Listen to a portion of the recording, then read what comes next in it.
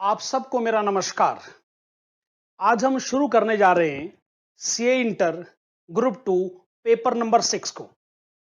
Paper का नाम है financial management and strategic management.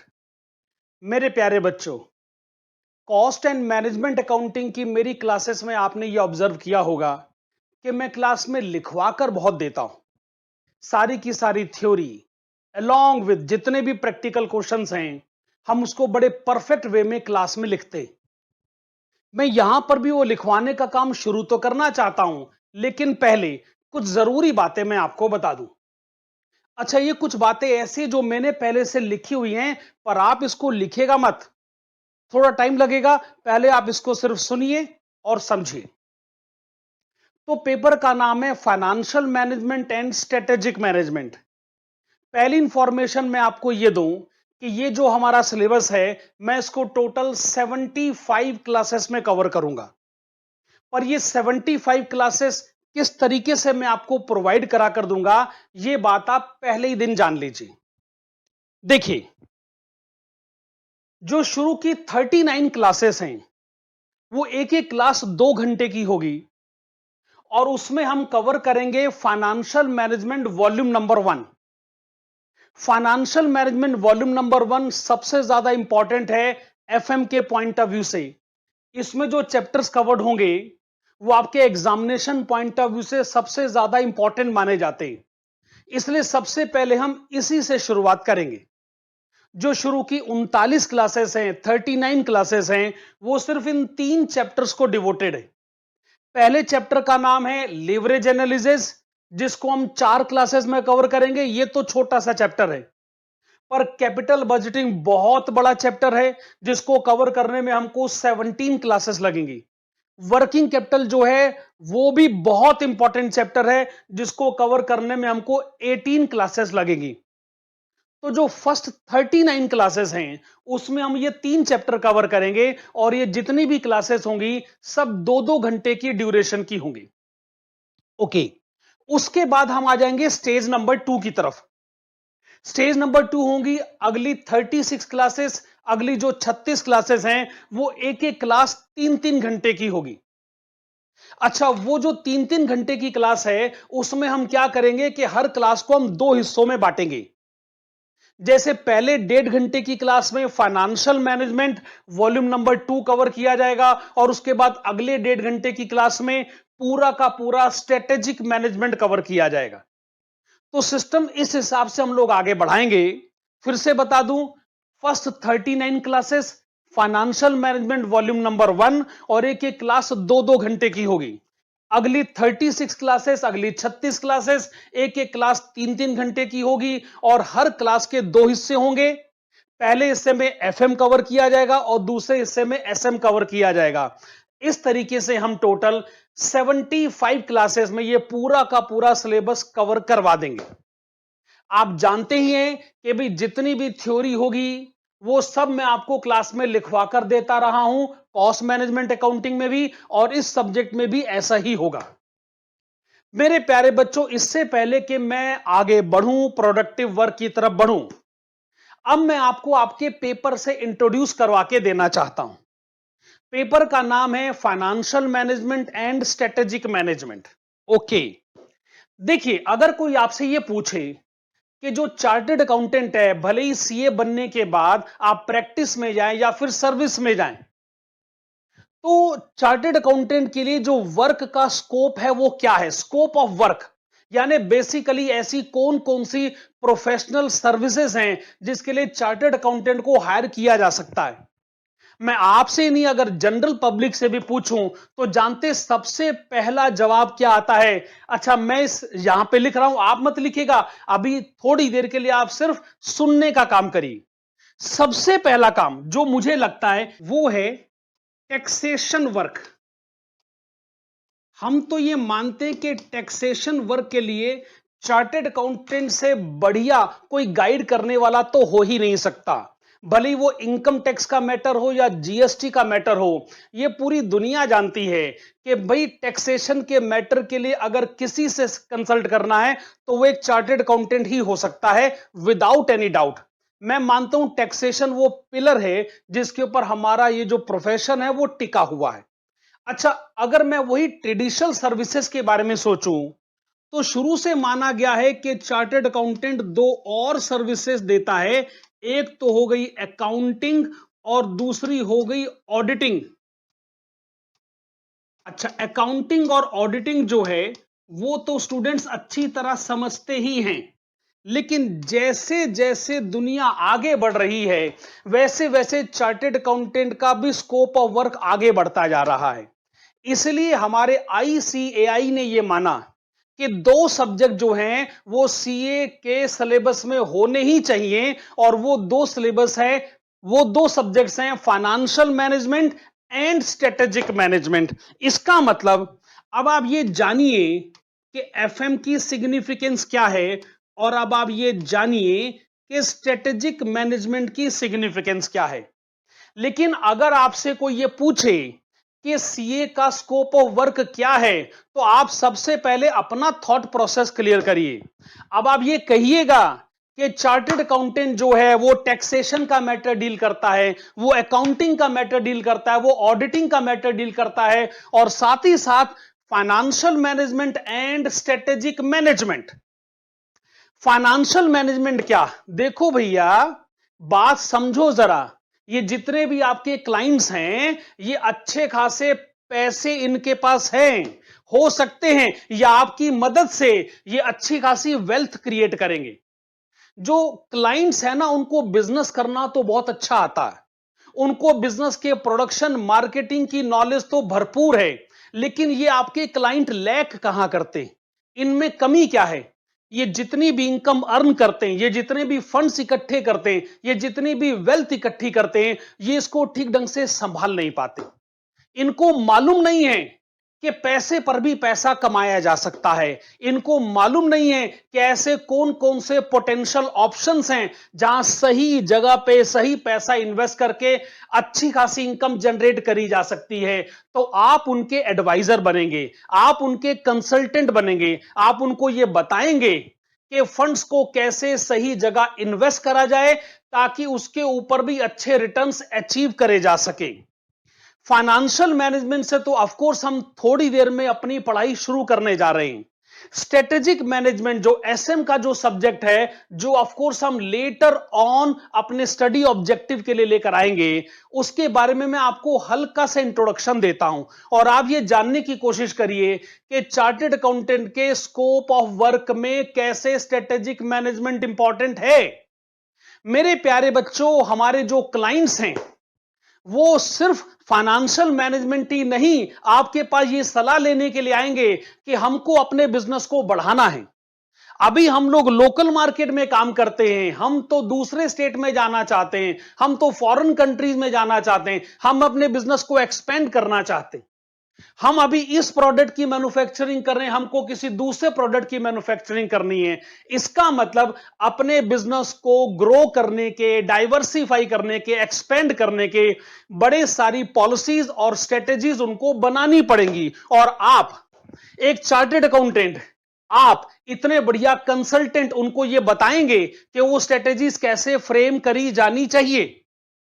तो अब आप एक्सपर्ट बनेंगे स्ट्रेटेजीज फ्रेम करने के लिए। इसलिए स्ट्रेटेजिक मैनेजमेंट का जो सब्जेक्ट है वो आपके सिलेबस में है। अब आप एक्सपर्ट बनेंगे अपने क्लाइंट के फाइनेंशियल मैटर्स को हैंडल करने के लिए, इसलिए फाइनेंशियल मैनेजमेंट का ये सब्जेक्ट अब आपके सिलेबस में है। तो मेरे प्यारे बच्चों, इतनी सारी बातें आप लोगों ने सुन ली है। मैं आपको कह ही रहा था कि मेरी क्लास में लिखना तो बहुत पड़ता है, तो अब आप एक काम करिए, चलिए शाबाश, कॉपी खोलिए, पेन उठाइए, कॉपी में पेज नंबर 1 पर आप आ गए, हेडिंग डालिएगा फाइनेंशियल मैनेजमेंट। सबसे पहला ऑब्जेक्टिव तो हमारा यही होना चाहिए कि समझ में आए कि फाइनेंशियल मैनेजमेंट किसे कहते हैं। तो मैं लिखता जाता हूं, आप भी लिखते जाइए और बीच में डिस्कशन होता रहेगा। तो पहला पॉइंट आपको क्या लिखना चाहिए, फाइनेंशियल मैनेजमेंट की डेफिनेशन क्या है? Very simple definition, it means the procedure of managing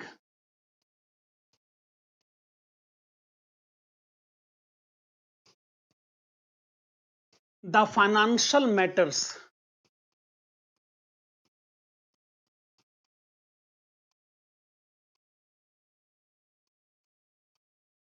for improving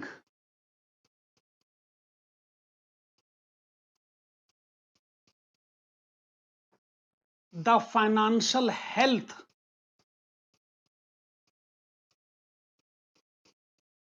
for improving the financial health of the organization.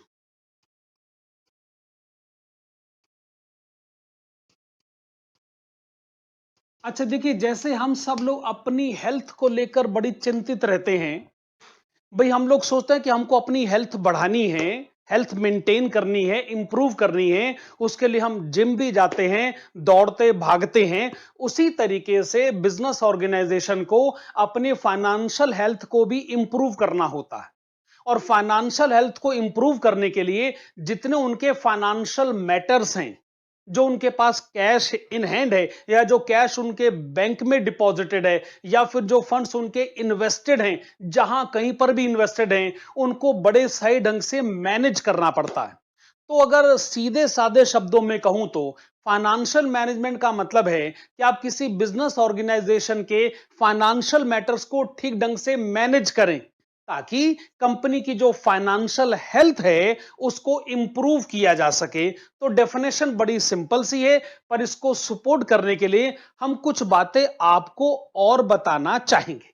Point number 2, if the organisation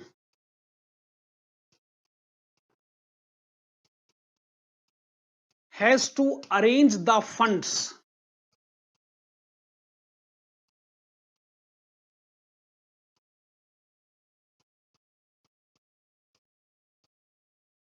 देखो जी, जब हम टर्म यूज करते हैं ना मनी, पैसा, तो इसका मतलब होता है दो बातें, एक पैसा आएगा और दूसरा पैसा जाएगा। तो आइए जरा पैसे के आने के बारे में सोचते हैं। पर पैसा आपको चाहिए क्यों, पैसा आपको बिजनेस में लाना क्यों है?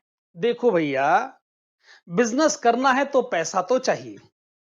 हो सकता है आपको मशीन खरीदनी हो सकता है आपको बिल्डिंग खरीदनी हो, अरे हो सकता है आपको स्टॉक ऑफ रॉ मटेरियल खरीदना हो। इसका मतलब फंड्स की रिक्वायरमेंट तो बिजनेस में होगी होगी। तो मैं आपको जो बता रहा था कि अगर पैसे के बारे में सोचना है तो दो बातें सोचनी पड़ती है, एक पैसे को आने के बारे में और दूसरे पैसे को जाने के बारे में। अब पॉइंट ये उठता है कि अगर मुझे पैसे चाहिए, मुझे फंड चाहिए, तो मैं फंड्स कैसे अरेंज करूं, कौन कौन से ऑप्शंस मेरे पास हो सकते हैं? तो मैं वही कहने की कोशिश कर रहा हूं, if the organisation has to arrange the funds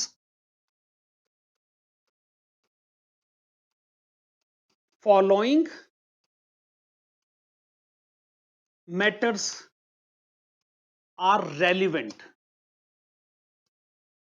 तो ऐसी सिचुएशन में कौन कौन से जरूरी मैटर हो सकते हैं, कौन कौन सी बातें आपके क्लाइंट के दिमाग में आ सकती हैं, या फिर आप अपने क्लाइंट को समझा सकते हैं? सुनिएगा जी, पहला सवाल, वेदर टू यूज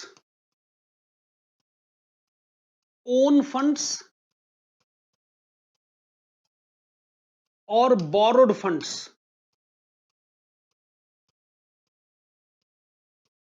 पहला सवाल तो आपके दिमाग में आएगा कि बिजनेस करने के लिए जो पैसा चाहिए, क्या अपना पैसा बिजनेस में लगाया जाए या फिर किसी से लोन लिया जाए? आप ये कह सकते हो कि सर अगर किसी से लोन लेंगे तो उस पर तो इंटरेस्ट देना पड़ेगा, अपने पैसे पे कौन इंटरेस्ट देता है? लेकिन यही तो आपका थॉट प्रोसेस गलत डायरेक्शन में जा रहा है। आप सोचते हैं कि आपका अपना पैसा तो मुफ्त का है। क्यों भाई? आपके आपके पास जो पहले से फंड्स है, मैं सिंपल सा एग्जांपल लेता हूं। मान लीजिए वो ऑलरेडी आपने बैंक में इन्वेस्ट कर रखा है, सेविंग अकाउंट में होगा तो लगभग 3% के आसपास आप इंटरेस्ट कमा ही रहे होंगे, और अगर फिक्स डिपॉजिट में हो सकता है कि आप 6-7% इंटरेस्ट कमा रहे होंगे। अगर आपने अपना पैसा अपने बैंक से निकाला, सेविंग अकाउंट से निकाला, फिक्स डिपॉजिट से निकाला, तो क्या वो जो इंटरेस्ट आप पॉसिबली अर्न कर रहे हैं, क्या वो आपके हाथ से नहीं चला जाएगा? तो फिर पहली बात, आप ये कहना बंद करिए कि आपके अपने पैसे की कोई कीमत नहीं होती है। आपने इकोनॉमिक्स में अपॉर्चुनिटी कॉस्ट तो पढ़ा ही है ना। और अभी तो मैंने बड़े सिंपल एग्जांपल लिए। मान लीजिए आपका अभी का जो पैसा है ऑलरेडी म्यूचुअल फंड्स में इन्वेस्टेड है, किसी कंपनी के शेयर्स में इन्वेस्टेड है, वहां तो आप अच्छी खासी इनकम अर्न कर रहे हैं। तो अगर आप वहां से पैसा निकाल लोगे और उस पैसे को अपने बिजनेस में लगाओगे, तो ऐसी सिचुएशन में उसकी अपॉर्चुनिटी कॉस्ट बहुत ज्यादा हो सकती है। तो बेसिकली आप अपने क्लाइंट को यही तो समझाओगे कि आपको फंड्स कैसे अरेंज करने हैं, इसका डिसीजन कैसे लिया जाता है। सोचिए अगर किसी बाहर वाले से लोन लेते हैं तो उसका रेट ऑफ इंटरेस्ट कितना है, और सोचिए अगर आप अपना पैसा इस्तेमाल करते हैं तो उसकी अपॉर्चुनिटी कॉस्ट कितनी है। तभी आप एक एप्रोप्रिएट डिसीजन ले पाओगे कि फंड्स का अरेंजमेंट आपको कैसे करना चाहिए। क्या मैं सही डायरेक्शन में सोच रहा हूं और क्या आप भी इसको सही डायरेक्शन में समझ रहे हैं। तो मैं क्या कह रहा था कि अगर आपको फंड्स अरेंज करने हैं तो कौन कौन से मैटर्स आपके लिए इंपॉर्टेंट हो सकते हैं। दूसरा सवाल,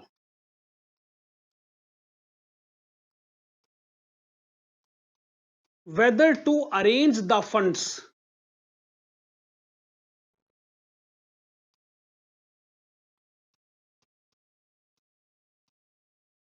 बाय वे ऑफ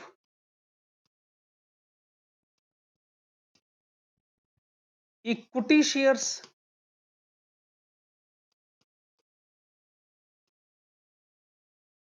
और प्रेफरेंस शेयर्स और डिबेंचर्स। अच्छा, अगर मान लीजिए आप कंपनी के पॉइंट ऑफ व्यू से सोचते हैं तो आपके पास तो फंड्स अरेंज करने के बड़े सारे ऑप्शन हो सकते हैं। अगर आप डिबेंचर इशू करेंगे तो वो तो एक तरीके का लोन हो गया। पर डिबेंचर इशू करने के केस में क्या है कि आपको ओनरशिप राइट शेयर नहीं करना पड़ता है, यानी डिबेंचर्स कंपनी के ओनर तो बन नहीं जाते। पर अगर आप इक्विटी शेयर इशू करते हैं तो जो इक्विटी शेयर होल्डर्स हैं वो तो कंपनी के ओनर बन जाते हैं। वो कंपनी के मैनेजमेंट के मैटर्स में इंटरफेयर कर सकते हैं।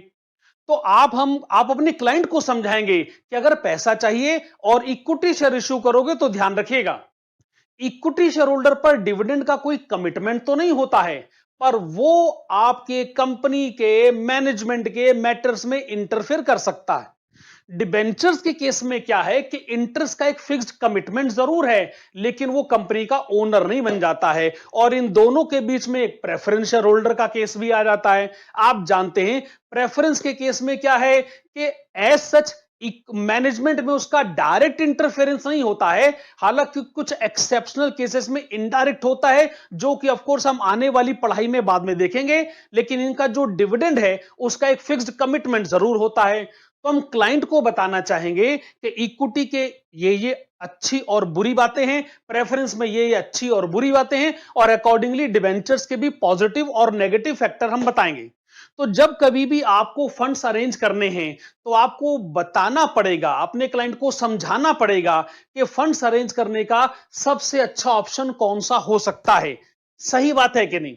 तो जैसा कि मैं आपको बता रहा था कि जब भी कभी आप फंड्स के बारे में बात करते हैं तो आपके दिमाग में दो बातें आती हैं। पहली बात, फंड्स हमको कहां से अरेंज करना चाहिए। दूसरी बात ये आती है कि आपको उन फंड्स को कहां पर इन्वेस्ट करना चाहिए। भाई आप भी अपने पर्सनल लाइफ में भी फंड्स को अरेंज करने के बाद उसे इन्वेस्ट तो करते ही है ना। भाई आपको आपके माता पिता से पैसे मिलते हैं तो आप उन पैसों का क्या करते हैं? क्या अपनी फिल्म देखने के लिए जाते, बर्गर खाते, या फिर हो सकता है कि आप स्टेशनरी खरीदते होंगे, कॉपी पेन खरीदते होंगे। इसका मतलब फंड्स को अरेंज करने के बाद उसकी इन्वेस्टमेंट की चिंता भी तो करनी पड़ती है। बिजनेस ऑर्गेनाइजेशन का भी अब थॉट प्रोसेस इसी डायरेक्शन में आगे जाएगा। तो इसलिए मैं अब आपको पॉइंट नंबर 3 लिखवा कर देता हूं। पॉइंट नंबर 3, इफ, हाँ जी, the organisation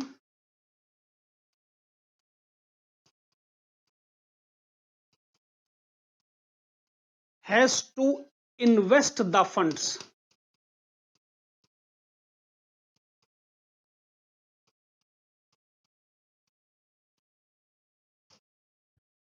following matters are relevant.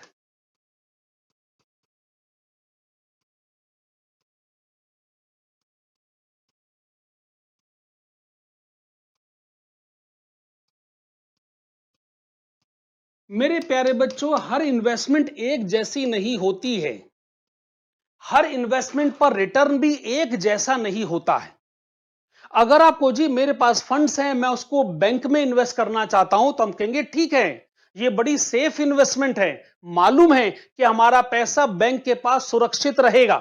लेकिन अगर आपको जी मैं तो अपने पैसों को स्टॉक मार्केट में इन्वेस्ट करना चाहता हूं, तो उसमें रिस्क फिर ज्यादा होता है। लेकिन स्टॉक मार्केट में जो पैसा लगाते हैं, अगर उसमें रिस्क ज्यादा है तो उसमें रिटर्न भी ज्यादा है। इसलिए तो यह कहा जाता है कि जहां रिस्क ज्यादा है वहीं रिटर्न सबसे ज्यादा है। तो जब आप फंड्स को इन्वेस्ट करने के बारे में सोचते हैं, तो आपके दिमाग में कौन कौन से जरूरी सवाल आ सकते हैं? हां जी। Which investment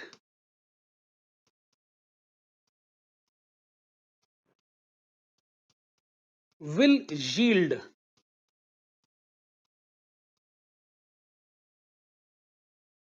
higher rate of return?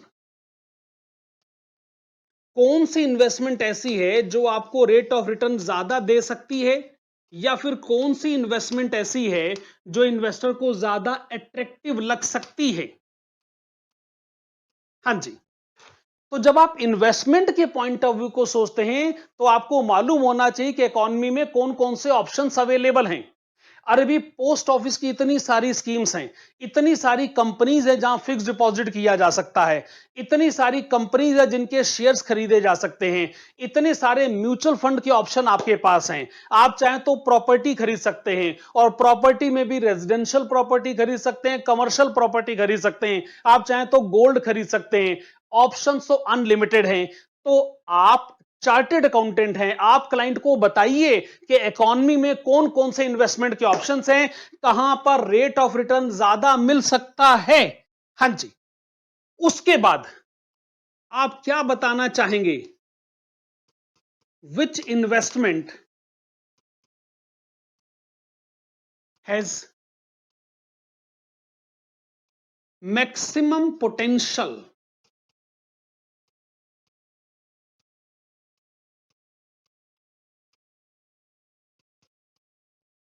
Of capital appreciation?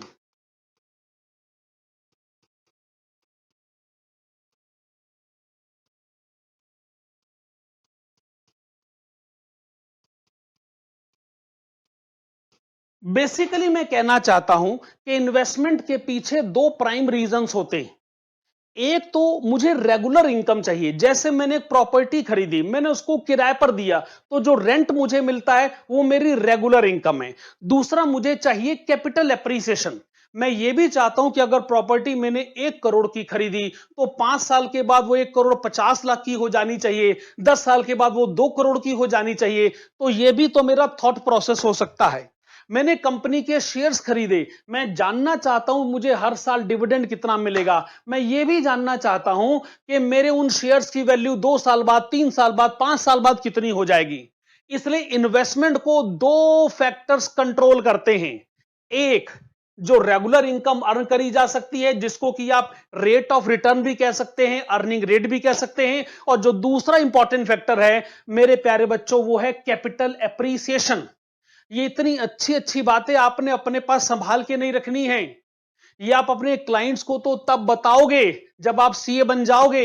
अभी तो आप घर वालों के साथ डिस्कशन करिए, आप अपने माता पिता से बात करिए कि उनके फंड्स कहां इन्वेस्टेड हैं, और कौन कौन से ऐसे ऑप्शंस हो सकते हैं जहां ज्यादा इन्वेस्टमेंट करके ज्यादा रेट ऑफ रिटर्न रियलाइज करा जा सकता है, और ज्यादा कैपिटल एप्रिसिएशन भी अचीव किया जा सकता है। अरे भैया, अपनी प्रैक्टिस, सीए की प्रैक्टिस घर से ही शुरू करो, डिग्री तो बाद में मिलती रहेगी। अच्छा अच्छा, चलो चलो, थ्योरी के नोट को कंप्लीट करना है। पॉइंट नंबर 1 में मैंने आपको फाइनेंशियल मैनेजमेंट का सिंपल सा डेफिनेशन मैंने आपको लिखा कर दिया। पॉइंट नंबर 2 में मैंने बताया कि जब हम फंड्स को अरेंज करते हैं तो कौन कौन से जरूरी सवाल हमारे दिमाग में आते हैं। पॉइंट नंबर 3 में हमने बताया जब हम फंड्स को इन्वेस्ट करते हैं तो कौन कौन सी जरूरी बातें जो हमारे दिमाग में आ सकती हैं। अब पॉइंट नंबर 4 में हम फाइनल कंक्लूजन लिखेंगे इस थ्योरी के नोट को कंक्लूड करते हुए। हां जी। Point number 4,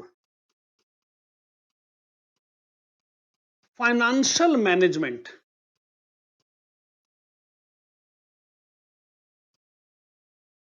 concentrates on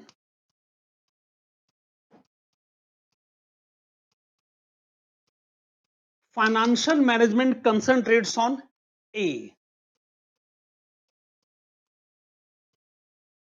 acquisition of funds,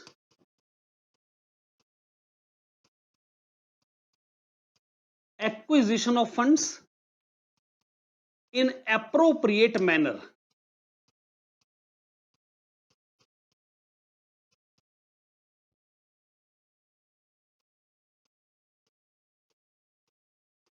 so that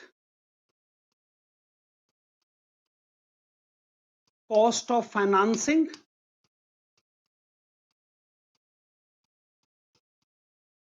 is least. तो मैं कहना चाहता हूं फाइनेंशियल मैनेजमेंट का सारा ध्यान कौन कौन सी बातों पर है? टोटल दो बातें हैं। पहली बात कि जब आप फंड्स को एक्वायर करें तो सही ढंग से एक्वायर करें और इस बात को इंश्योर करें कि कॉस्ट ऑफ फाइनेंसिंग कम से कम होनी चाहिए। अगर आपको लोन चाहिए तो पंजाब नेशनल बैंक से लेना है कि स्टेट बैंक ऑफ इंडिया से लेना है कि आईसीआईसीआई बैंक से लेना है, इसका जवाब वहां से लोन लेंगे कि जहां पर इंटरेस्ट हमको कम देना पड़े। तो जब भी फंड्स अरेंज करें ठीक ढंग से अरेंज करें और वहां से अरेंज करें जहां उसकी कॉस्ट ऑफ फाइनेंसिंग कम से कम होनी चाहिए। दूसरा पॉइंट ऑफ व्यू क्या है फाइनेंशियल मैनेजमेंट में? वो है utilisation of funds,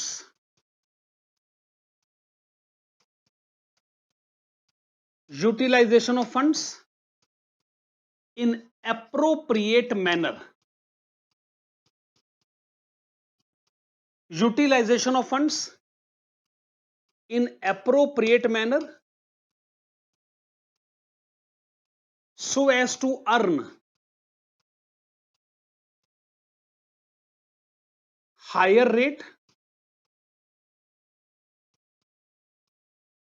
along with maximum capital appreciation।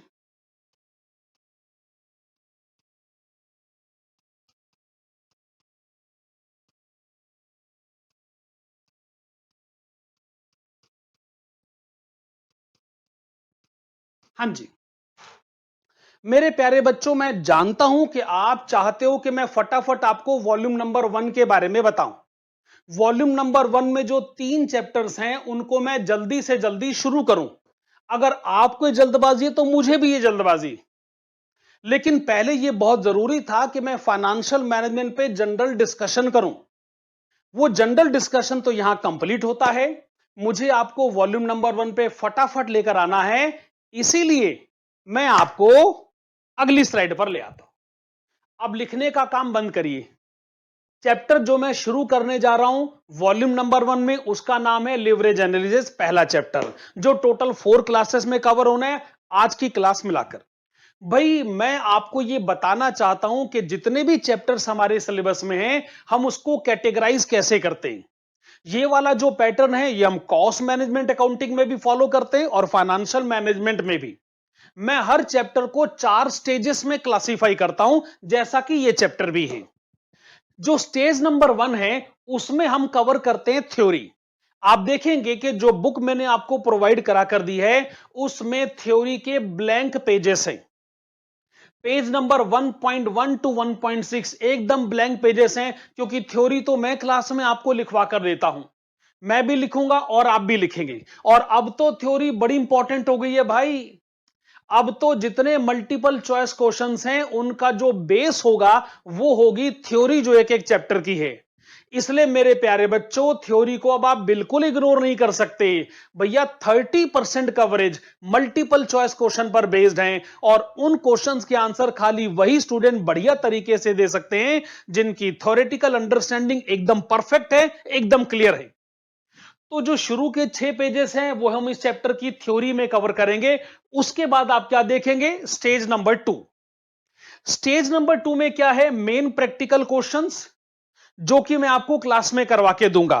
और हमने क्या करना है, इसके 18 क्वेश्चंस कवर करने हैं जो पेज नंबर 1.7 से पेज नंबर 1.10 तक जाते हैं।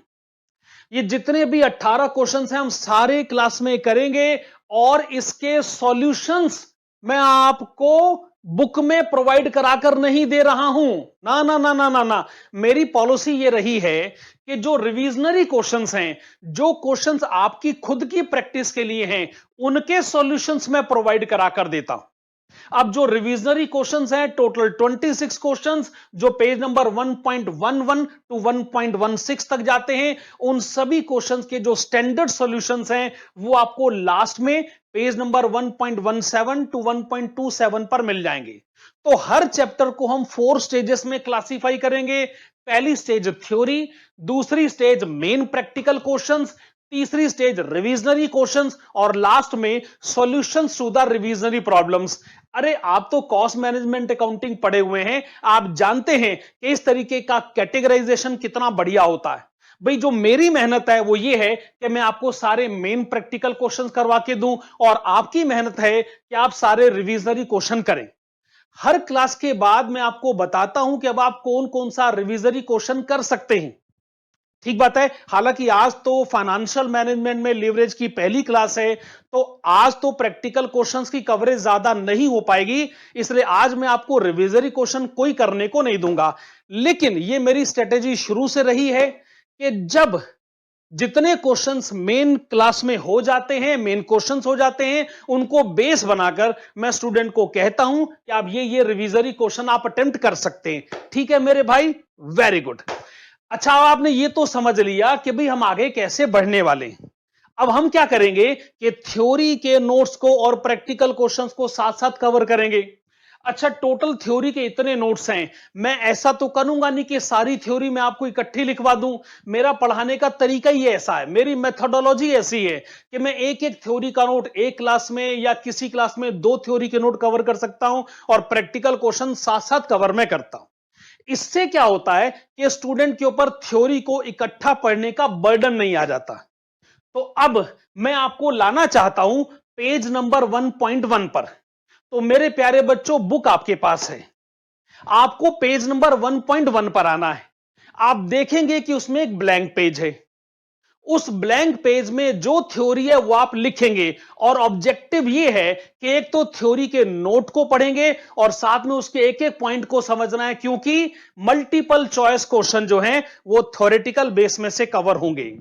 तो आप पेज नंबर 1.1 पर आइए, देखिए जी, मेरे भी बुक मेरे सामने है, मैं भी उसके पेज नंबर 1.1 पर आ चुका हूं। अब मैं आपको थ्योरी का नोट लिखवाकर देना चाहता हूं, पर उससे पहले एक काम और मैं जरा स्लाइड बदल रहा हूं। ऑफ कोर्स अब आप देखेंगे मैंने एक स्टेटमेंट पहले से बनाकर लिखी। अरे अरे अरे, पहले मुझे मेरी बात कहने दीजिए, मेरे प्यारे बच्चों, यहां पर कुछ ऐसी स्टेटमेंट बनी हुई है जो आप लोगों ने स्कूल लेवल पर पढ़ रखी। मैं सिर्फ आपको वो सारी बातें एक बार रिवाइज करवा के देना चाहता हूं। आप एक बार जरा इन बातों को फिर से समझ लें, फिर उसके बाद मैं आपको लीवरेज के पहले थ्योरी के नोट की तरफ ले चलूंगा। अरे भैया, आपको स्कूल में पढ़ाया गया होगा कि trading profit and loss account कैसे बनता है। आपको यह पढ़ाया गया है भी क्रेडिट साइड पर तो सेल्स आती आती है और डेबिट साइड पर सारे एक्सपेंसेस आते हैं, उसके बाद फाइनल नेट प्रॉफिट। ठीक है भाई, ठीक है, लेकिन यही जो अकाउंट की फॉर्म में आप पढ़ते हैं, अगर उसको स्टेटमेंट की फॉर्म में लिखा जाए तो वो कैसे लिखा जाता है। आप मत लिखिए, अरे भैया मुझे मालूम है कि आपको क्या लिखना है और आपको क्या नहीं लिखना। अभी हम थोड़ी देर पहले फाइनेंशियल मैनेजमेंट का थ्योरी का नोट लिख रहे थे, आप भी लिख रहे थे, मैं भी आपको लिखवा रहा था, पर ये अभी आप मत लिखिए, सिर्फ समझिए। देखो करना क्या होता है कि सबसे पहले लिखी जाती है सेल्स, यानी आप जो बिजनेस करते हैं, बिजनेस की जो एक्टिविटीज होती है उससे आप कितनी सेल्स अचीव करते हैं, तो सबसे पहले वो सेल्स लिखी जाती। सेल्स को लिखने के बाद इसमें से माइनस करे जाते हैं बिजनेस एक्सपेंसेस। बिजनेस को ऑपरेट करने के एक्सपेंसेस हो गए दो तरीके के, एक को हम कहते हैं वेरिएबल कॉस्ट और दूसरे को हम कहते हैं फिक्स्ड कॉस्ट। वेरिएबल कॉस्ट आप समझते हैं जी, वेरिएबल कॉस्ट जो क्वांटिटी प्रोड्यूस पे डिपेंड करते हैं। अब जैसे हम आपको पढ़ाने का काम करते हैं, हम जितने स्टूडेंट्स को पढ़ाते हैं, हर एक स्टूडेंट को हम बुक्स प्रोवाइड करा कर देते हैं। हर एक स्टूडेंट को हम गूगल ड्राइव, पेन ड्राइव का लिंक प्रोवाइड करा कर देते हैं। हर एक स्टूडेंट को हम बुक्स कुरियर फैसिलिटी के थ्रू भिजवाते हैं। ये जितने हमारे एक्सपेंसेस होते हैं, ये हमारे नंबर ऑफ स्टूडेंट्स पे डिपेंडेंट हैं। इनको हम कहते हैं वेरिएबल कॉस्ट। तो वेरिएबल कॉस्ट वो एक्सपेंसेस हो गए जो फ्लक्चुएटिंग नेचर के होते हैं। जैसे जैसे बिजनेस का प्रोडक्शन बढ़ता जाता है, सेल्स भी बढ़ती जाती है, वैसे वैसे कुछ एक्सपेंसेस बढ़ते जाते हैं। इन्हें क्या कहा जाता है? Variable cost. Very good. पर कुछ एक्सपेंसेस फिक्स नेचर के होते हैं। जैसे मैं बिल्डिंग का रेंट पे करता हूं, वो अपने आप में फिक्स कॉस्ट है। भले ही मैं क्वांटिटी थोड़ी ज्यादा क्यों ना बनाऊं, पर फिक्स कॉस्ट तो वहीं का वहीं रहता है। तो मैं आपको कहना यह चाहता हूं कि जब भी आप इनकम स्टेटमेंट बनाते हैं, तो पहले सेल्स में से माइनस किया जाता है वेरिएबल कॉस्ट और बाद में माइनस किया जाता है फिक्स कॉस्ट। लेकिन एक टेक्निकल टर्म मैं आपके सामने लाना चाहूंगा, और वो ये है कि जब हम सेल्स में से वेरिएबल कॉस्ट माइनस करते हैं, तो जो डिफरेंस आता है, उस डिफरेंस को कहते हैं कंट्रीब्यूशन। अब आप में से ऐसे जितने स्टूडेंट्स जिन्होंने कॉस्ट मैनेजमेंट अकाउंटिंग में मार्जिनल कॉस्टिंग का चैप्टर पढ़ा है, वो जानते हैं कि कंट्रीब्यूशन का मतलब होता है सेल्स माइनस वेरिएबल कॉस्ट। उनके लिए यह नया कंसेप्ट नहीं है। पर जिन्होंने अभी मार्जिनल कॉस्टिंग का चैप्टर नहीं पढ़ा है, उनको यह बात देखकर बड़ा अजीब सा लगता है कि सेल्स में से वेरिएबल कॉस्ट अगर माइनस करा जाए तो उसे कंट्रीब्यूशन कैसे कह सकते हैं। वेल, मैं आपको हल्का सा इंट्रोडक्शन तो दे देता हूं, पर ज्यादा डिटेल स्टडी इसके लिए आपको कॉस्ट मैनेजमेंट अकाउंटिंग में, मार्जिनल कॉस्टिंग में कवर करनी पड़ती है। देखो, कंट्रीब्यूशन टर्म कहां से आता है। देखो देखो मेरे प्यारे बच्चों, मान लो हम एक यूनिट और बनाकर बेचते हैं, तो एक यूनिट की सेल बढ़ जाती है, लेकिन एक यूनिट को बनाने का वेरिएबल कॉस्ट भी बढ़ जाता है। हालांकि एक यूनिट को और बनाने का कोई फिक्स कॉस्ट नहीं होता है।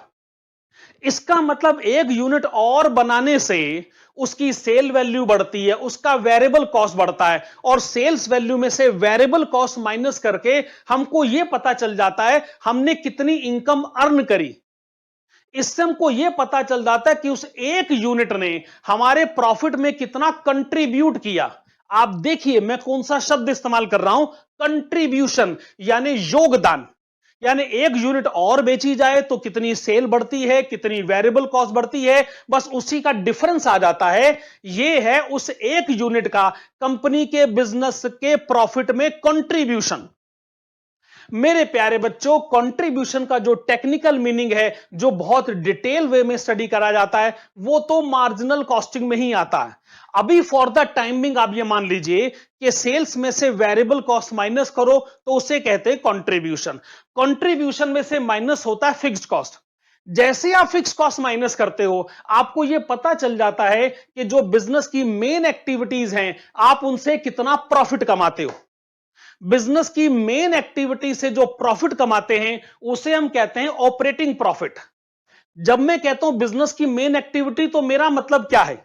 अरे भैया, मैं सेल करता हूं, ये मेरी बिजनेस की मेन एक्टिविटी है। मैं परचेज करता हूं, ये मेरे बिजनेस की मेन एक्टिविटी है। मैं वर्कर को वेजेस देता हूं, ये मेरे बिजनेस की मेन एक्टिविटी है। मैं बिल्डिंग का रेंट देता हूं, ये मेरे बिजनेस की मेन एक्टिविटी है। तो सेल्स में से वेरिएबल और फिक्स कॉस्ट माइनस करके मुझे कंपनी का ऑपरेटिंग प्रॉफिट पता चल जाता है, जिसे हम कहते हैं ईबीआईटी। ईबीआईटी की फुल फॉर्म क्या होती है? Earnings before interest and tax. Very good. जैसे हम ईबीआईटी कैलकुलेट कर लेते हैं, फिर उसमें से माइनस होता है इंटरेस्ट ऑन डेब्ट कैपिटल। क्या मतलब? जैसे मान लीजिए मैंने बैंक से लोन ले रखा है, उस पर मैं इंटरेस्ट देता हूं। मैंने डिबेंचर्स इश्यू कर रखे हैं, उस पर मैं इंटरेस्ट देता हूं। ये जो मैं इंटरेस्ट पे करता हूं, ये मेरी ऑपरेटिंग एक्टिविटी नहीं होती है, ये मेरी फाइनेंसिंग एक्टिविटी होती है। फाइनेंसिंग एक्टिविटी समझ रहे हैं? अरे भैया, मुझे बिजनेस करने के लिए पैसा चाहिए, मैंने किसी से लोन लिया। ये मेरे बिजनेस की मेन प्रॉब्लम नहीं है, ये मेरे फाइनेंस की प्रॉब्लम है। अगर बिजनेस करने के लिए आप अपना पैसा नहीं लगाओगे, आप बैंक से लोन लोगे, तो ये आपकी फाइनेंशियल प्रॉब्लम है, ये आपके बिजनेस की मेन प्रॉब्लम नहीं है। अकॉर्डिंगली जो आप इंटरेस्ट पे करते हो, वो आपका ऑपरेटिंग कॉस्ट नहीं माना जाता है, वो आपका ऑपरेटिंग एक्सपेंडिचर नहीं माना जाता है, वो कोई वेरिएबल कॉस्ट और फिक्स कॉस्ट नहीं होता है। इसलिए इंटरेस्ट आप अलग से माइनस करते। एक बार ईबीआईटी कैलकुलेट हो जाए तो उसमें से माइनस होता है इंटरेस्ट ऑन डेब्ट कैपिटल, फिर आपको पता चल जाता है ईबीटी। ईबीटी की full form earnings before tax, और एक बार अर्निंग बिफोर टैक्स आ जाए उसमें से हम टैक्स माइनस करते हैं तो आ जाता है earning after tax.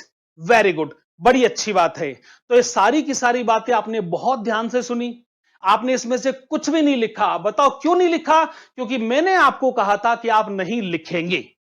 Very good, बड़ी अच्छी बात है। अब मैं आपको कहूंगा कि सीधा पेज नंबर 1.1 पर आइए।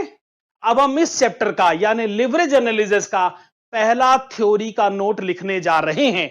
मैं भी जरा स्लाइड बदल लेता हूं।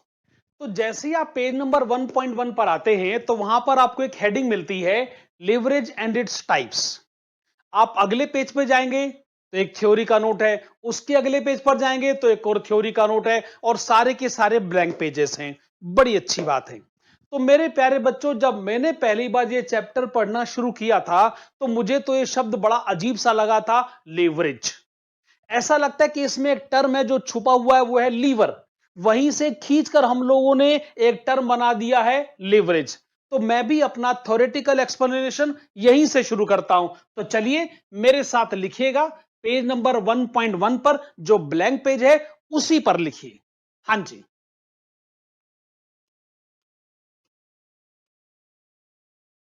Leverage is derived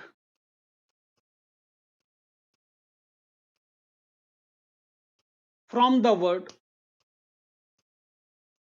liver.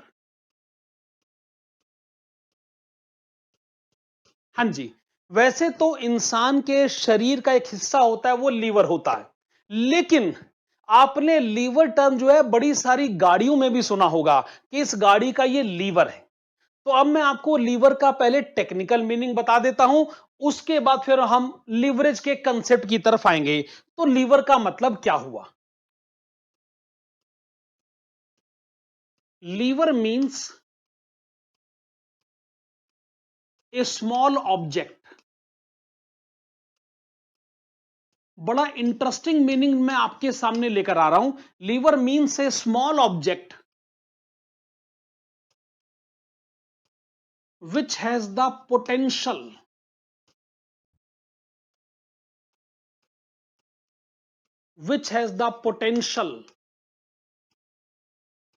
of moving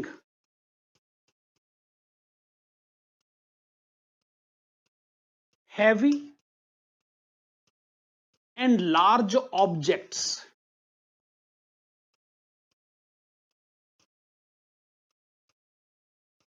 जैसे आप जो गाड़ी चलाते हैं उसमें गियर बदला जाता है कि नहीं? आप समझिए गियर बदला जा रहा है, एक लीवर है, एक स्मॉल ऑब्जेक्ट है, और वो गाड़ी के गियर बदलने से इतनी बड़ी गाड़ी, इतनी भारी गाड़ी कैसे चल पड़ती?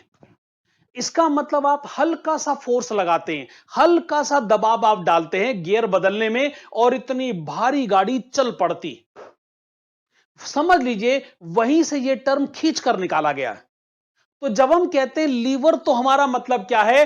एक स्मॉल ऑब्जेक्ट, एक छोटा सा ऑब्जेक्ट, एक हल्का सा ऑब्जेक्ट, पर उसमें इतनी क्षमता है, उसमें इतनी ताकत है कि वो बहुत बड़े ऑब्जेक्ट को मूव कर सकता है। खाली मूव ही नहीं कर सकता, उसको बड़ी तेज स्पीड से चला सकता है।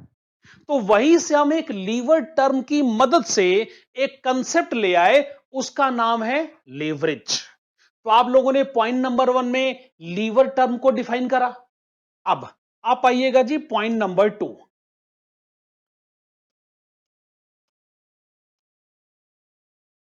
Leverage analysis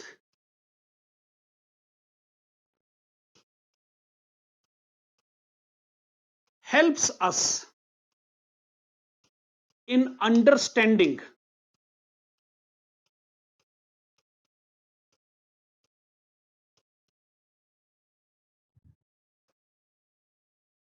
the heavy and huge impact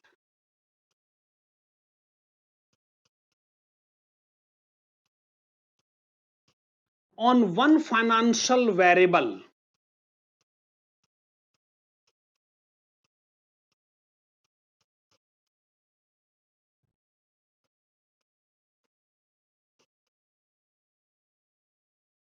due to the reason of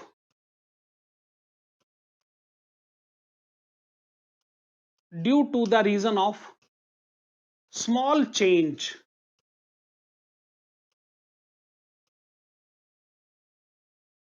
in other financial variable.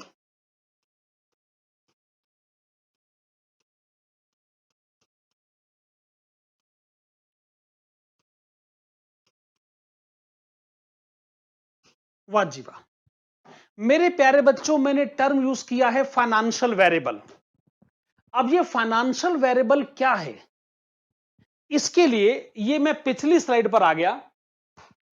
आप देखेंगे जो मैं इनकम स्टेटमेंट का कंसेप्ट आपको पढ़ा रहा था, जो आपने लिखा नहीं था, सिर्फ आपने समझा था, उसमें कुछ टर्म्स यूज होते हैं। उसमें कौन से टर्म यूज हो रहे हैं? Sales, variable cost, contribution, fixed cost, operating profit, interest on डेब्ट capital, earning before tax, tax और अर्निंग आफ्टर टैक्स। मेरा आपसे छोटा सा सवाल है, जवाब दीजिएगा। अब आप लिख नहीं रहे, अब आप सिर्फ समझ रहे हैं। ये बताइए कि अगर कंपनी की सेल्स में 1% चेंज आ जाए, कंपनी की सेल्स में 1% चेंज आ जाए, तो क्या कंपनी के प्रॉफिट में भी 1% ही चेंज आता है या कुछ चेंज और आ जाता है? मान लीजिए अभी हम इस पढ़ाई को कर रहे हैं, पर मान लीजिए आपको किसी ने कहा, इस चैप्टर की मदद से कहा कि अगर सेल्स में 1% चेंज आ जाए तो कंपनी के प्रॉफिट में 10% चेंज आ जाता है। लेट अस एज्यूम ये बात किसी ने कही, ये उसने क्यों कही, कैसे कही, थोड़े टाइम के लिए बात परे करिए। अब आप मुझे बताइए कि अगर आप कंपनी के शेयर होल्डर हो तो आपको कंपनी के सेल में हिस्सा मिलता है कि कंपनी के प्रॉफिट में हिस्सा मिलता है? सोच के बताइएगा। आपको कंपनी के प्रॉफिट में हिस्सा मिलता है ना? तो आपके लिए यह कितनी इंपॉर्टेंट इंफॉर्मेशन है कि अगर कंपनी की सेल 1% बढ़ जाए तो कंपनी का प्रॉफिट 10% बढ़ जाएगा। तो पक्का आप ऐसी कंपनी का शेयर खरीदना चाहेंगे? यस और नो? और अगर मान लीजिए आपको रिवर्स कंक्लूजन पता चल जाए कि कंपनी की सेल अगर 1% गिर जाए तो कंपनी का प्रॉफिट 10% गिर जाएगा और मुझे कंपनी के प्रॉफिट में हिस्सा मिलता है, तो या तो मैं ऐसी कंपनी का शेयर होल्डर बिल्कुल नहीं बनना चाहूंगा, और अगर मैं पहले से शेयर होल्डर हूं तो मैं फटाफट इसके शेयर बेचकर इसमें से बाहर निकलना चाहूंगा। तो इतने इंपॉर्टेंट फैसला लेने में लिवरेज एनालिसिस का चैप्टर आपका मदद करेगा। लिवरेज एनालिसिस आपको बताएगा कि किसी एक फाइनेंशियल वेरिएबल में अगर थोड़ा सा चेंज आता है तो किसी दूसरे फाइनेंशियल वेरिएबल में कितना बड़ा चेंज हो सकता है। और मेरे प्यारे बच्चों, लिवरेज की स्टडी कोई इतनी छोटी स्टडी नहीं है कि ये खाली सेल्स और अर्निंग आफ्टर टैक्स में ही रिलेशनशिप एस्टेब्लिश करे।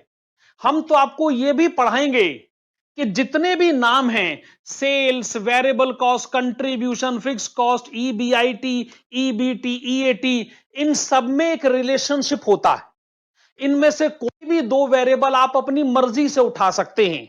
जैसे मान लीजिए मैंने एक वेरिएबल पिक करा सेल्स और दूसरा वेरिएबल मैंने पिक करा ईबीआईटी, और मैं अगर ये जानना चाहूं कि इन दोनों वेरिएबल्स में आपस में क्या रिश्ता है, ये रिश्ता क्या कहलाता है, मैं अगर ये जानना चाहूं कि इन दो वेरिएबल्स में आपस में क्या रिलेशनशिप है, कि अगर सेल्स में थोड़ा सा चेंज आ जाए तो ईबीआईटी में कितना भारी भरकम चेंज आएगा, तो लिवरेज एनालिसिस कहता है हमारे पास आइए, हमारे पास आपके सवाल का जवाब है। मान लीजिए कोई यह जानना चाहता है कि अगर ईबीआईटी में थोड़ा सा चेंज आ जाए तो अर्निंग आफ्टर टैक्स में कितना चेंज होता है, तो लिवरेज कहता है अरे हमारे पास आइए, हमारे पास आपके सवाल का जवाब है। इतने सारे नाम हैं, जिसमें से कोई दो नाम उठाइए, अपनी पसंद के दो नाम उठाइए और यह जानने की कोशिश करिए कि एक वेरिएबल का अगर थोड़ा सा चेंज होता है तो दूसरे वेरिएबल में कितना भारी भरकम चेंज हो सकता है। इस सवाल का जवाब किसके पास है? हमारे पास है। कौन से चैप्टर में है? Leverage analysis. तो मैं फिर से थ्योरी के नोट के पास वापस आता हूं। देखिए पॉइंट नंबर 2 में मैंने आपको क्या लिखवा कर दिया है। लेवरेज एनालिसिस हमारे लिए मददगार साबित होता है क्या जानने में कि किसी एक फाइनेंशियल वेरिएबल में अगर थोड़ा सा चेंज होता है तो किसी दूसरे फाइनेंशियल वेरिएबल में कितना भारी भरकम चेंज हो सकता है। अच्छा, मैंने आपको जो एग्जाम्पल अभी डिस्कस करवा के दिया, सोचता हूं कि क्यों ना वो मैं आपको लिखवा भी दूं। ठीक है जी, तो इसी थ्योरी के नोट को थोड़ा सा आगे बढ़ाइएगा। आप लिखेंगे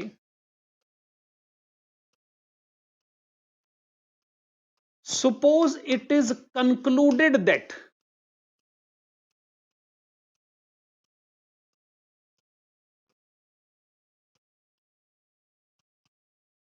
1% change in sales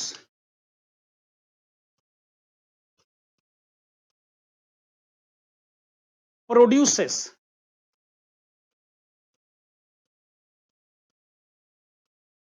10% change in earning after tax। मान लीजिए किसी स्टडी के बाद एक कंक्लूजन डेवलप हुआ कि सेल्स का 1% चेंज होता है तो अर्निंग आफ्टर टैक्स में 10% चेंज आ जाता है, और शेयर होल्डर्स कहते हैं जी हमें तो अर्निंग आफ्टर टैक्स की चिंता होती है। ठीक बात है कि जी, in such a case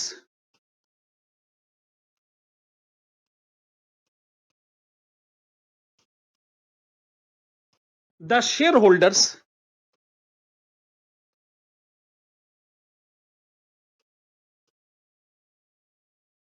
can decide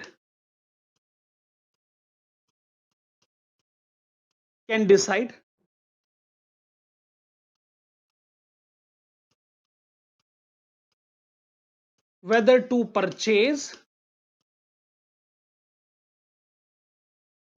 or sell the shares of such company।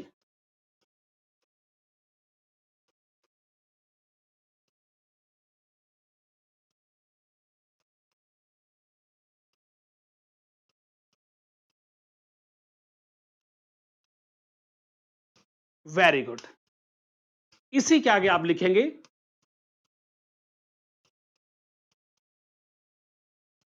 this type of research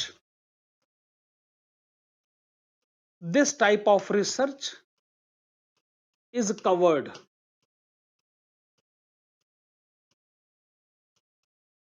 within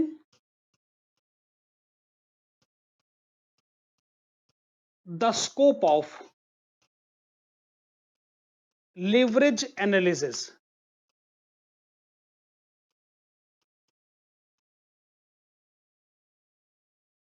हाँ जी मेरे प्यारे बच्चों, आप ये तो पढ़ ही चुके हैं आज कि फाइनेंशियल मैनेजमेंट का कंसेप्ट क्या है, कि फाइनेंशियल मैनेजमेंट कैसे फंड्स को एक्वायर करने में और फंड्स को यूटिलाइज करने में आपको एक थॉट प्रोसेस में ले जाती है कि फंड्स कैसे बढ़िया तरीके से एक्वायर करने चाहिए और बढ़िया तरीके से यूज करने चाहिए। तो आप किसी को भी अब फाइनेंशियल मैनेजमेंट की डेफिनेशन बड़े अच्छे ढंग से क्लियर करके बता सकते हैं। उसी तरीके से कोई अगर आज आपसे पूछे कि लिवरेज एनालिसिस क्या होता है, जरा इसको आसान शब्दों में समझाइए, तो आप कहेंगे कि बड़े सारे फाइनेंशियल वेरिएबल्स होते हैं, जैसे sales, variable cost, contribution, fix cost, EBIT, EBT, EAT, etcetera etcetera. ये सारे फाइनेंशियल वेरिएबल्स आपस में इंटर रिलेटेड हैं। इन सारे फाइनेंशियल वेरिएबल्स में एक रिलेशनशिप होता है, और वो रिलेशनशिप ये जानना चाहता है कि किसी एक फाइनेंशियल वेरिएबल में अगर थोड़ा सा चेंज होता है तो किसी दूसरे फाइनेंशियल वेरिएबल में कितना भारी भरकम चेंज हो सकता है। लिवरेज एनालिसिस इस तरीके की पढ़ाई की स्पेशलिस्ट है, आपको ये बहुत बढ़िया नॉलेज आपको देती है, और उस बढ़िया नॉलेज के बेसिस पर कंपनी अपने लिए कुछ इंपॉर्टेंट डिसीजन ले सकती है, और कंपनी के शेयर होल्डर्स कुछ इंपॉर्टेंट डिसीजन ले सकते हैं कि ऐसी कंपनी के शेयर होल्डर बनना भी है कि नहीं बनना, इसके शेयर्स खरीदने भी है कि बेचकर निकल लें। तो इसी तरीके से मल्टीपल चॉइस क्वेश्चन में ऐसे क्वेश्चन बनाए जाएंगे, आपके सामने एक सिचुएशन क्रिएट करके बताई जाएगी और आपसे पूछा जाएगा क्या इस तरीके का रिलेशनशिप लिवरेज एनालिसिस के स्कोप में आता है कि नहीं आता है। हो सकता है इसमें आपसे यस और नो का क्वेश्चन भी पूछ लिया जाए। आप इस गलतफहमी में मत रहिएगा कि मल्टीपल चॉइस क्वेश्चन में हमेशा 4 ऑप्शन होते हैं, उसमें से कोई एक ऑप्शन ही सेलेक्ट करना हो। अरे नहीं भाई, अगर आपसे ट्रू फॉल्स का क्वेश्चन पूछा जाए, यस नो का क्वेश्चन पूछा जाए, तो वो भी मल्टीपल चॉइस क्वेश्चन की कैटेगरी में ही आता है। ठीक बात है कि नहीं? अच्छा चलिए, हम इस समय कहां पर हैं? पेज नंबर 1.1 पर, और थ्योरी के नोट की हेडिंग है लीवरेज एंड इट्स टाइप्स। हम बड़ी देर से डिस्कस कर रहे हैं कि लीवर क्या होता है, लीवरेज क्या होता है, लीवरेज एनालिसिस क्या होता है। अब मुझे इस थ्योरी के नोट को कंक्लूड करना है और मैं आपको पॉइंट नंबर 4 में ले आता हूं, और पॉइंट नंबर 4 की हेडिंग डालिएगा टाइप्स। मेरे प्यारे बच्चों, लिवरेजेस जो हमारे स्टडी में है, जो हमारे स्कोप ऑफ स्टडी में है, वो 3 तरीके के हैं। उसमें जो पहली कैटेगरी है उसका नाम है ऑपरेटिंग लिवरेज। उसका नाम है ऑपरेटिंग लिवरेज। अच्छा, आप ये बताओ, आप इस समय पेज नंबर 1.1 पर हो ना? पेज नंबर 1.1 पर हो ना? जरा पन्ना पलटिए, पेज नंबर 1.2 पर जाइए। उसकी हेडिंग क्या है? Operating leverage. तो यहां पर मैं आपको ऑपरेटिंग लिवरेज का हल्का सा इंट्रोडक्शन दूंगा, उसके बाद फिर मैं आपको पेज नंबर 1.2 पर ले आऊंगा, जिसमें ऑपरेटिंग लिवरेज का मैं आपको कंप्लीट एक्सप्लेनेशन लिखवा कर दूंगा। अभी तो ये वाला जो थ्योरी का नोट है मुझे कंप्लीट करना है। मैं आपको बता रहा था कि हमारे स्टडी के स्कोप में 3 तरीके के लिवरेजेस होते हैं। पहले का नाम है ऑपरेटिंग लिवरेज। ओके, ऑपरेटिंग का मतलब क्या होता है? ऑपरेटिंग का मतलब होता है बिजनेस की मेन एक्टिविटीज। तो जब हम ऑपरेटिंग लिवरेज पढ़ते हैं या इस तरीके का रिलेशनशिप पढ़ते हैं, तो हमारा टारगेट क्या होता है? तो आप लिखेंगे here main business activities are covered.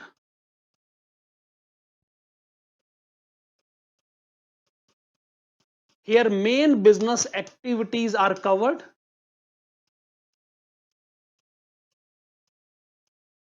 and our concentration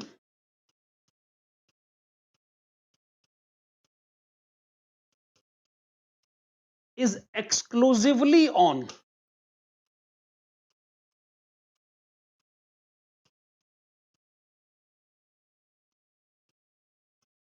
sales, variable cost and fixed cost।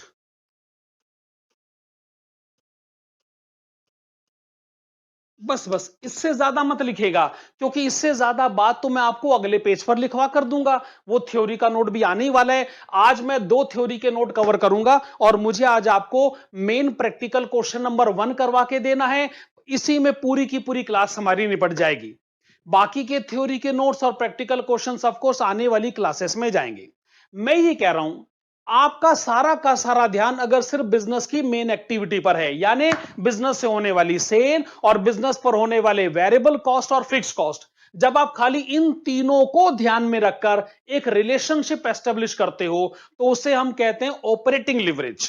इसका मतलब बिजनेस की सेल, बिजनेस का वेरिएबल कॉस्ट, बिजनेस का फिक्स कॉस्ट, सारा का सारा ध्यान बिजनेस की मेन एक्टिविटीज पर जब कंसंट्रेटेड हो जाता है और कोई रिलेशनशिप पिक्चर में आए, यानी कंपनी की सेल थोड़ी सी बढ़ी तो बताओ वेरिएबल कॉस्ट कितनी बढ़ेगी, फिक्स कॉस्ट कितना बढ़ेगा, और कंपनी की मेन एक्टिविटी से होने वाला प्रॉफिट कितना बढ़ेगा। जब सारा ध्यान इन बातों पर होता है, तो उस तरीके के रिलेशनशिप को कहते हैं ऑपरेटिंग लिवरेज। वेरी गुड मेरे प्यारे बच्चों, जो दूसरा लिवरेज होता है उसे हम कहते हैं फाइनेंशियल लिवरेज।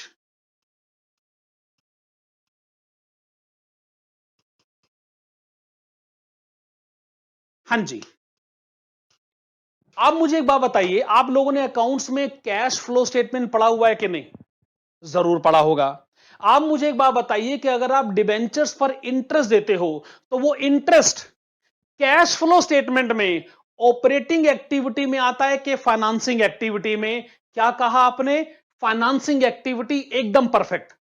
इसका मतलब डिबेंचर्स पर दिया जाने वाला इंटरेस्ट फाइनेंसिंग एक्टिविटी है, बिजनेस की ऑपरेटिंग एक्टिविटी नहीं है। मेरे भाई, अगर आपके पास अपना बिजनेस करने का पैसा नहीं है, आपने किसी से उधार लिया, ये आपकी पर्सनल प्रॉब्लम है, ये आपकी फाइनेंशियल प्रॉब्लम है, क्योंकि आपके पास खुद के पैसे नहीं हैं। ये आपकी फाइनेंशियल प्रॉब्लम हो सकती है, पर ये बिजनेस की ऑपरेटिंग प्रॉब्लम नहीं है। तो जब हम फाइनेंशियल लिवरेज के बारे में बात करते हैं, तो हम बिजनेस की मेन एक्टिविटी पर बात नहीं कर रहे। हम किस पर बात करना चाहते हैं? आप लिखेंगे hair,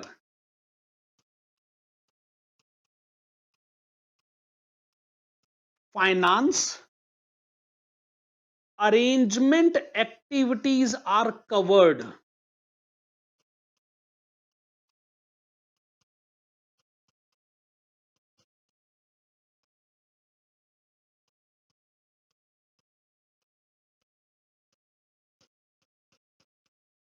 That is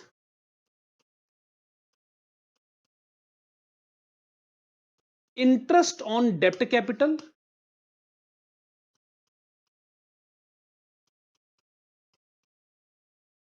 and preference dividend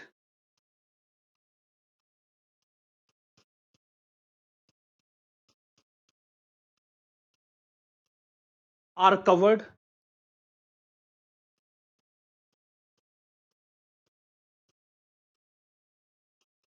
within the scope of this leverage.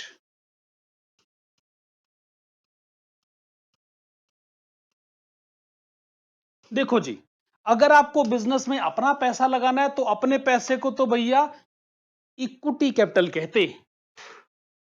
लेकिन आपके पास अपना पैसा नहीं है, तो आपने प्रेफरेंस शेयर इशू करे, तो उस पर प्रेफरेंस डिविडेंड तो देना पड़ेगा। आपके बिजनेस ने नहीं कहा कि प्रेफरेंस शेयर इशू करो, ये आपका फैसला है कि आप प्रेफरेंस शेयर इशू करोगे, ये आपका फैसला है कि आप डिवेंचर इशू करते हो, बिजनेस ने तो नहीं कहा।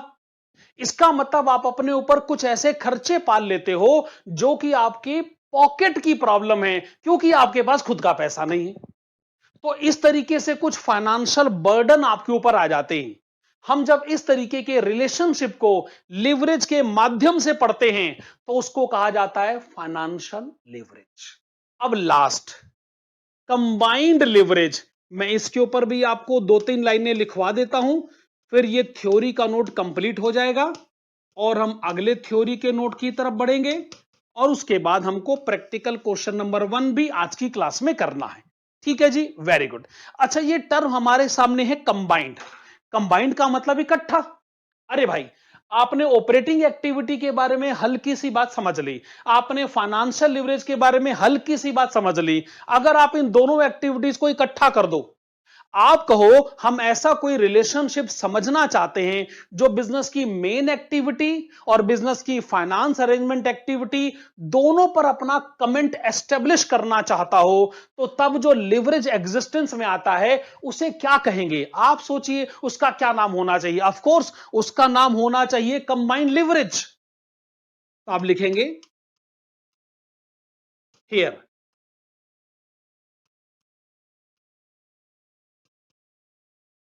The business main activities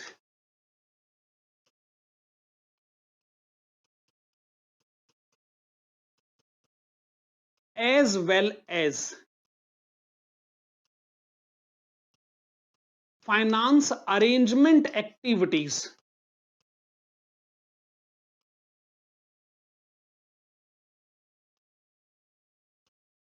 are covered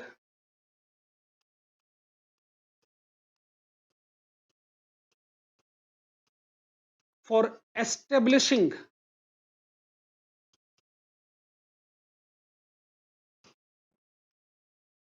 the impact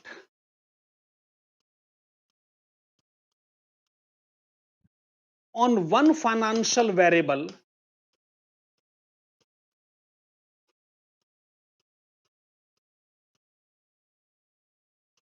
due to small impact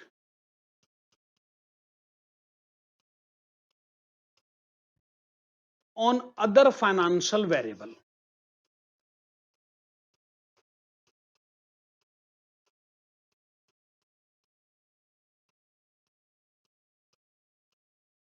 वाजिब।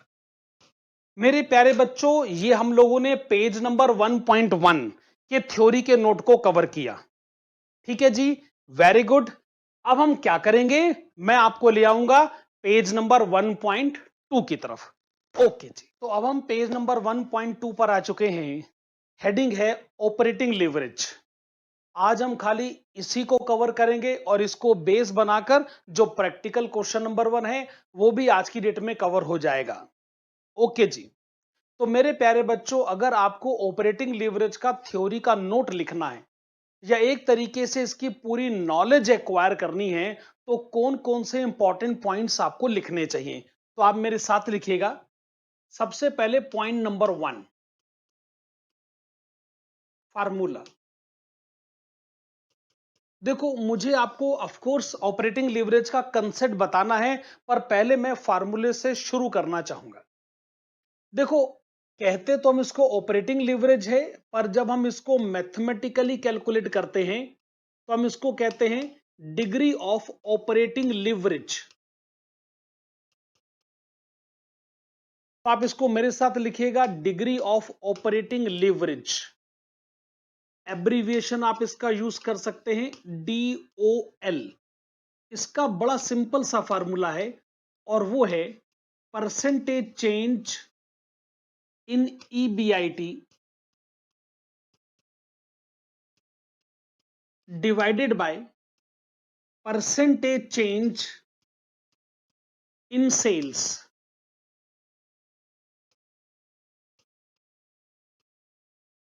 हाँ जी, इसका नाम है ऑपरेटिंग लिवरेज। इसका मतलब ये पूरी तरह बिजनेस की ऑपरेटिंग या मेन एक्टिविटीज पर कंसंट्रेटेड है। बिजनेस की मेन एक्टिविटीज कहां से शुरू होती है, मैंने आपको बताया ही है, सेल्स से शुरू होती है, क्योंकि हम जो अपने कस्टमर को सामान बेचते हैं वो हमारी सेल्स है। फिर उन गुड्स को बनाने के लिए जो हमारे वेरिएबल और फिक्स्ड नाम के जो एक्सपेंसेस होते हैं, हम उन सबको डिडक्ट करते हैं। तो सेल्स में से वेरिएबल फिक्स कॉस्ट माइनस करके जो प्रॉफिट हमारे पास आता है उसे हम ऑपरेटिंग प्रॉफिट कहते हैं। इसको आप EBIT भी कह सकते हैं। इस पर तो अच्छी खासी बातचीत अब हमारी हो चुकी है। इसका मतलब हम दो बातों को कंपेयर कर रहे हैं, एक सेल्स और दूसरा EBIT यानी ऑपरेटिंग प्रॉफिट। और आप सेल्स से EBIT तक कैसे पहुंचते हैं, बिजनेस के एक्सपेंसेस को माइनस करके, जो या तो वेरिएबल कॉस्ट की नेचर में होते हैं या फिक्स कॉस्ट की नेचर में होते हैं। तो फार्मूला तो बड़ा सिंपल सा है। अच्छा, उसके बाद आप आइएगा इसके पॉइंट नंबर 2 की तरफ। मेरे भाई, अगर आपसे पूछा जाए कि ऑपरेटिंग लिवरेज कैलकुलेट करने का क्या ऑब्जेक्टिव है, वेल, किसी भी लिवरेज का क्या ऑब्जेक्टिव हो सकता है। मैंने आपको अभी पिछले पेज पे थ्योरी के नोट में बताया है कि लीवरेज का ऑब्जेक्टिव यह है कि हम यह जानना चाहते हैं कि किसी एक वेरिएबल में अगर थोड़ा सा चेंज आ जाए तो किसी दूसरे वेरिएबल में कितना बड़ा चेंज आ जाता है। हम उसी ऑब्जेक्टिव को यहीं पर लेकर आते हैं और हम किस लैंग्वेज में लिखेंगे, with the help of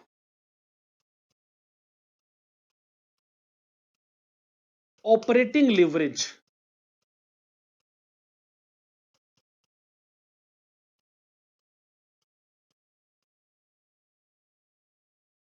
With the help of operating leverage,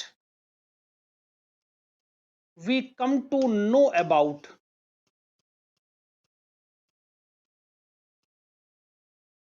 we come to know about the high level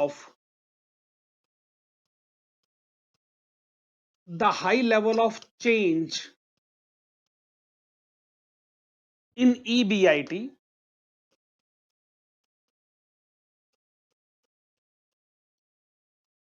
due to the reason of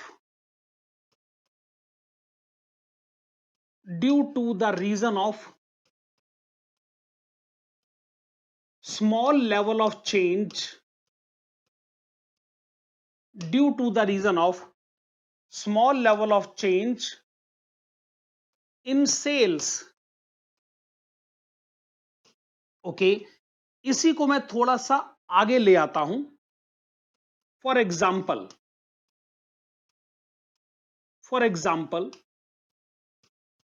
if DOL यानी degree of operating leverage of A company is 6 times, it means that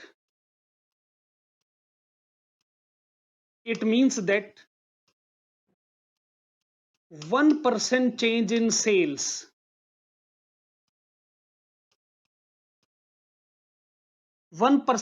sales can bring 6% change in EBIT. हाँ जी, तो मैं फिर कहूंगा जी, किसने आपसे पूछा कि डिग्री ऑफ ऑपरेटिंग लीवरेज है 9, तो आप क्या जवाब दोगे कि जो EBIT में चेंज होता है वो सेल्स के कंपैरिजन में 9 टाइम्स होता है. अगर सेल्स बढ़ जाए 1%, EBIT बढ़ेगा 9%.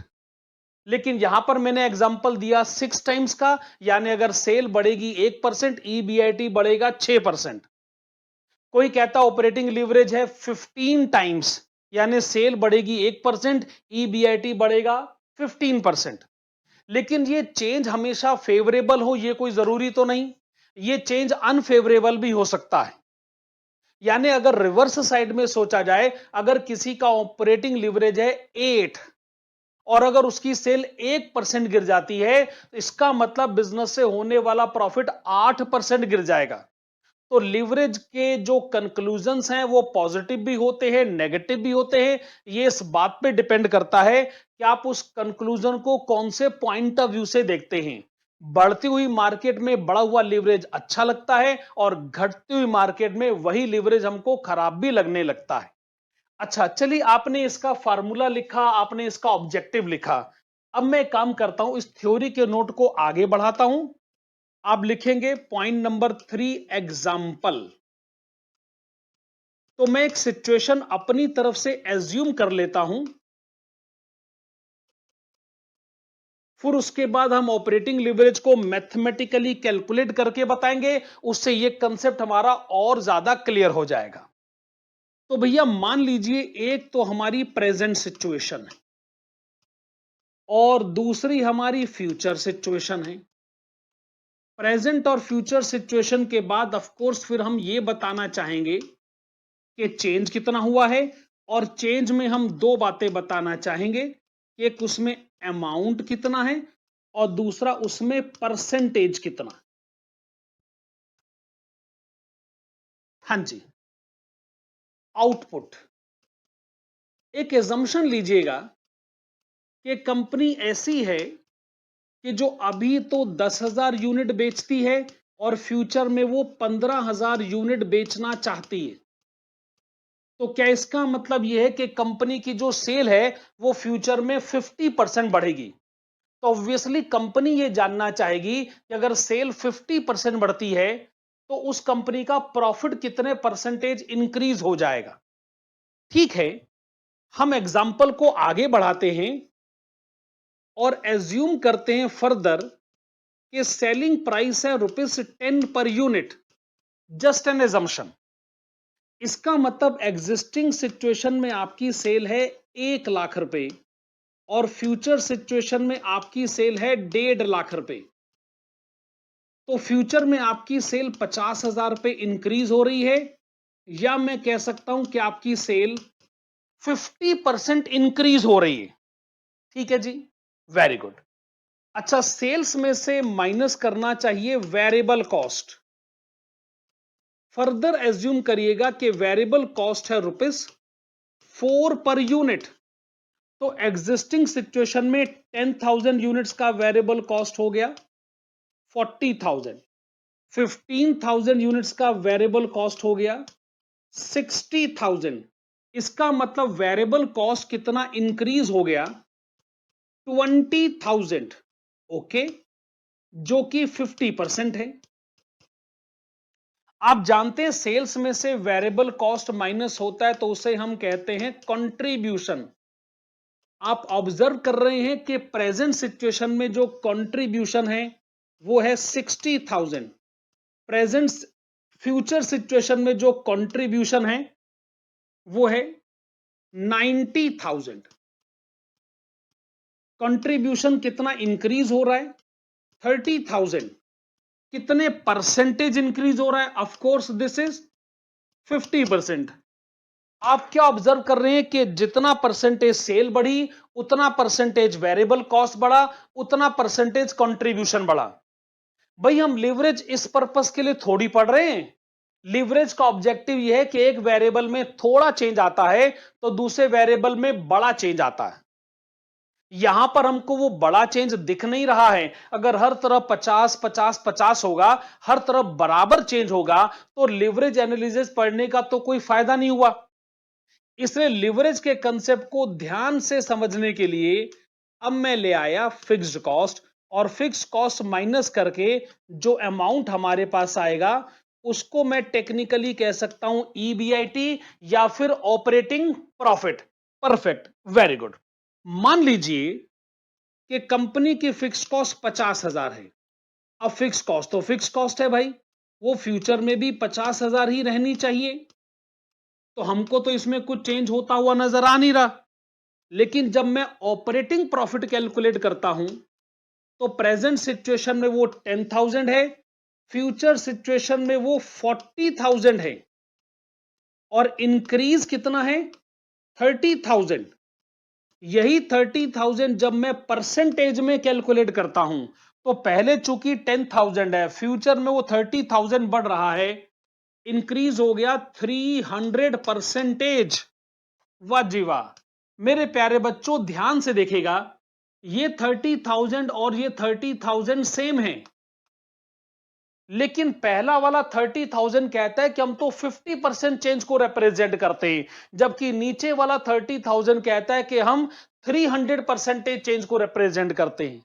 इसका मतलब चेंज अमाउंट में एब्सोल्यूटली भले ही सेम होगा, लेकिन परसेंटेज में वो सेम नहीं है। सही बात है कि नहीं? तो अब इस सिचुएशन को आप कैसे हैंडल करोगे? आपके पास कोई कंक्लूजन होना चाहिए। अब मैं क्या करूंगा, अगली लाइन में लिखूंगा DOL is equal to percentage change in EBIT divided by percentage change in sales. तो इस एग्जाम्पल में अगर मैं इसको कैलकुलेट करता हूं, so this is 300% divided by 50%, we get 6। तो या तो आप इसको लिख सकते हो 6, या फिर आप इसको लिख सकते हो 6:1, या फिर आप इसको लिख सकते हो 6 टाइम्स, जैसा भी आपको ठीक लगे। हमें कोई प्रॉब्लम नहीं है, आप जिस मर्जी तरीके से अपनी बात को प्रेजेंट करें, पर आप मेरा पॉइंट ऑफ व्यू समझे कि नहीं। मैं आपको मैसेज क्या देना चाहता हूं कि सेल्स का इंक्रीज देखिए, जो एग्जिस्टिंग सिचुएशन से मैं कंपेयर करके पता करता हूं वो है 50%। वेरिएबल कॉस्ट और कंट्रीब्यूशन तो उसी प्रोपोर्शन में चेंज हुए और होने भी चाहिए, लेकिन फिक्स कॉस्ट चूंकि नहीं इंक्रीज हुआ था, नहीं चेंज हुआ था, तो EBIT में जो फाइनल चेंज आया उसका परसेंटेज आ गया 300%। तो ऑपरेटिंग लीवरेज इसी कंसेप्ट को कहते हैं। ऑपरेटिंग लीवरेज का बेसिक कंसेप्ट क्या हुआ कि अगर सेल्स में थोड़ा सा चेंज आता है तो EBIT में कितना भारी भरकम चेंज आएगा। मेरे प्यारे बच्चों, आपको यह कंक्लूजन सही तरीके से समझ में आया कि नहीं आया? अब मैं आपसे एक बेसिक रीजन डिस्कस करना चाहता हूं। बेसिकली ऑपरेटिंग लीवरेज का जो ऑपरेटिंग लीवरेज जो एग्जिस्टेंस में आया है, उसके पीछे जो मेन रीजन है वो क्या है? ऑपरेटिंग लीवरेज वेरिएबल कॉस्ट के कारण एग्जिस्टेंस में नहीं आया है। ना ना ना ना, क्योंकि वेरिएबल कॉस्ट तो उसी प्रोपोर्शन में चेंज हो गई थी। असल में ऑपरेटिंग लिवरेज के एग्जिस्टेंस का अगर कोई सबसे बड़ा कारण है तो वो है फिक्स्ड कॉस्ट। कोई आपसे पूछे ऑपरेटिंग लिवरेज बनता ही क्यों है, ऑपरेटिंग लिवरेज के पीछे जो मेन रीजन है वो क्या है, तो आप कहेंगे कि वो मेन रीजन है फिक्स कॉस्ट। चूंकि फिक्स कॉस्ट सेम रहती है, चूंकि फिक्स कॉस्ट चेंज नहीं होती है, तो उस वजह से जो ईबीआईटी में चेंज आता है वो एक अलग लेवल पर पहुंच जाता है। ठीक बात है कि नहीं? तो हम एक काम करें, हमने अब तक कितने पॉइंट लिख लिए हैं? ये हमने पॉइंट नंबर 3 लिखा था ना, यस। पॉइंट नंबर 4 लिखिएगा जी, नोट, या फिर आप कंक्लूजन भी लिख सकते, जो आपको ठीक लगे। हां जी। DOL of 6 implies that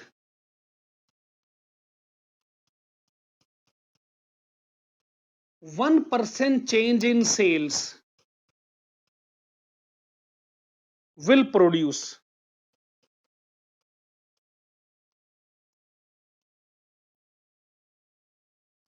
6% change in EBIT। ठीक है। It is to be noted that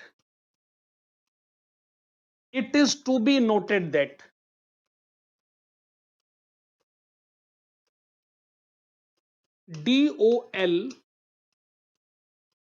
comes into existence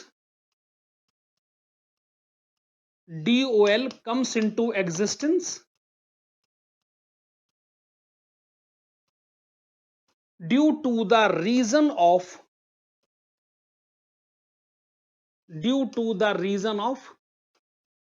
fixed cost।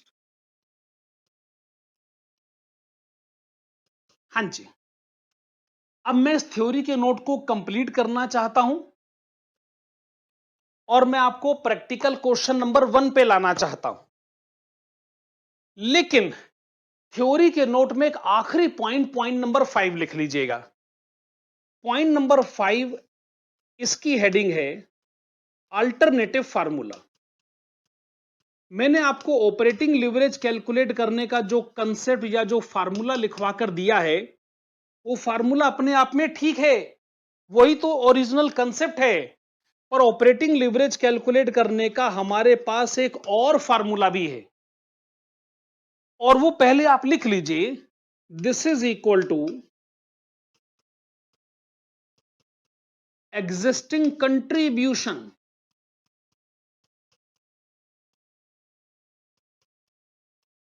Divided by existing EBIT।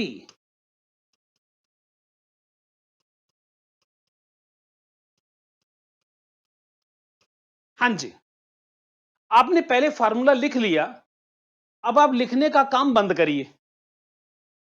अगर मैं आपको इसी एग्जाम्पल में वापस ले चलूं, तो आप मुझे बताइएगा कि जो एग्जिस्टिंग कंट्रीब्यूशन है वो कितना है। एग्जिस्टिंग कंट्रीब्यूशन कितना है? क्या ये है 60,000 और एग्जिस्टिंग EBIT कितना है? वो है 10,000। ठीक बात है। आप मुझे बताइए कि अगर मैं यहां पर इसको कैलकुलेट करता हूं, आप मत लिखिएगा, थ्योरी का नोट कंप्लीट हो चुका है।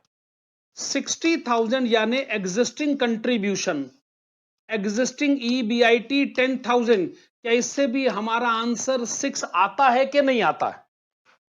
आप कहेंगे सर आता होगा 6, पर ये कोई कंसेप्ट थोड़ी हुआ। कंसेप्ट तो आपने हमको पहले बताया था, percentage change in EBIT divided by percentage change in sales. ये जो दूसरा वाला फार्मूला बता रहे, ये तो आप हमको कुछ रट्टा लगाकर देने की कोशिश कर रहे हैं। तो मेरे प्यारे बच्चों, मैं आपको बताना चाहूंगा कि दूसरा वाला फार्मूला एक्चुअली पहले फार्मूले से ही डिराइव किया जाता है, लेकिन वो डेरिवेशन हमारे सिलेबस का पार्ट नहीं। हमसे कोई ये नहीं पूछेगा कि बताइए दूसरा वाला फार्मूला पहले फार्मूले से कैसे निकल कर आया। अच्छा, ये डेरिवेशन मुझे आता है और मैं आपको जरूर पढ़ाना चाहूंगा। मैं आपको ये बताना चाहूंगा कि इसका दूसरा वाला फार्मूला पहले फार्मूले से कैसे निकल कर आया। लेकिन वो डेरिवेशन आपके लिए एग्जामिनेशन पॉइंट ऑफ व्यू से इंपॉर्टेंट नहीं होगा, वो सिर्फ नॉलेज पॉइंट ऑफ व्यू से होगा। वो डेरिवेशन मैं आपको आज की क्लास के लास्ट में करवा के दूंगा। मैं आपको अलग से लिखवा दूंगा कि दूसरा वाला फार्मूला पहले फार्मूले से कैसे निकल कर आया है। लेकिन अभी पहले मैं आपको क्वेश्चन नंबर 1 करवा के दूंगा। क्वेश्चन नंबर 1 के बाद वैसे हमारी फाइनेंशियल मैनेजमेंट की पहली क्लास यहां कंप्लीट हो जाएगी। लेकिन मैं आपको ये वाला जो फार्मूला है ऑपरेटिंग लीवरेज, इसका डेरिवेशन भी फिर मैं उसके बाद आपको लिखवा कर दूंगा। ठीक है जी, बढ़ते हैं क्वेश्चन नंबर 1 की तरफ। Question number 1, page number 1.7, leverage analysis के मेन प्रैक्टिकल क्वेश्चन यहां से शुरू होते हैं। Okay, question number 1, page number 1.7। Very good. देखिए, आपको कहा जा रहा है a well establish company is considering to purchase one of the following two companies. तो आप दो में से कोई एक कंपनी खरीदना चाहते। मेरे प्यारे बच्चों, कंपनी खरीदने का मतलब यह नहीं कि आपको पूरी कंपनी खरीदनी। अगर आप एक कंपनी का एक शेयर भी खरीदते हो तो इसका मतलब पार्शल ओनरशिप तो तब भी आपके पास आ जाती। तो इस क्वेश्चन के बहाने तो मैं आपको यह पढ़ाना चाहता हूं कि लिवरेज एनालिसिस की स्टडी आपकी कितनी हेल्पफुल हो सकती है यह डिसाइड करने के लिए कि कौन सी कंपनी का शेयर आपको खरीदना चाहिए, कौन से सरकमस्टांसेस पे खरीदना चाहिए। समझ लीजिए, इसी थॉट प्रोसेस को हम इस क्वेश्चन के आंसर में डील करेंगे। तो हमारे सामने दो कंपनियां हैं। दोनों कंपनियों की जो एग्जिस्टिंग सेल्स है वो है 30 लाख रुपए। तो आप ये कह सकते हो कि सर जो मर्जी कंपनी खरीद लीजिए, दोनों कंपनियों की सेल तो 30 लाख ही है। पर मेरे प्यारे बच्चों, अगर हम कंपनी के शेयर होल्डर बनते हैं तो कंपनी अपनी सेल में से हिस्सा हमको नहीं देती, कंपनी अपने प्रॉफिट में से हिस्सा हमको देती। इसका मतलब कंपनी को खरीदना है नहीं खरीदना है, कंप्लीटली खरीदना है पार्शली खरीदना है, यह फैसला आप सेल के बेसिस पर मत लीजिए, यह फैसला आप प्रॉफिट के बेसिस पर लीजिए, क्योंकि कंपनी ने आपको प्रॉफिट देना है। सही बात है। अच्छा, इन्होंने माइनस करा वेरिएबल कॉस्ट, आ गया कंट्रीब्यूशन, फिर माइनस करा फिक्स कॉस्ट तो आ गया प्रॉफिट। तो इसका मतलब आपके सामने दोनों कंपनियों की इनकम स्टेटमेंट की डिटेल्स आपके सामने हैं। दोनों कंपनियों की सेल भले ही सेम हो पर वेरिएबल कॉस्ट अलग है, फिक्स कॉस्ट अलग है और प्रॉफिट अलग है। वो ये कहते हैं कि आप एक काम करिए, पहला काम, आप दोनों कंपनियों की इनकम स्टेटमेंट बनाइए।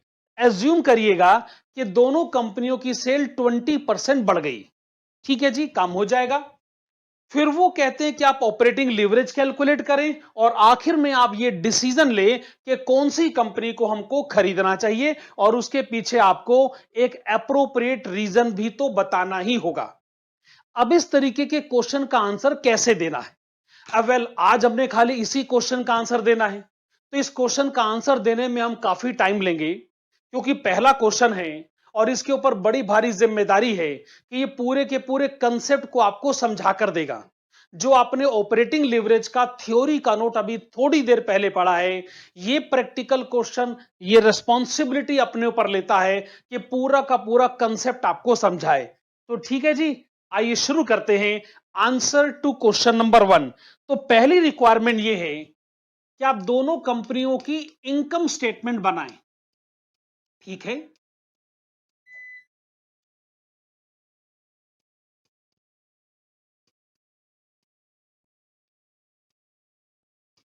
तो हेडिंग है income statement.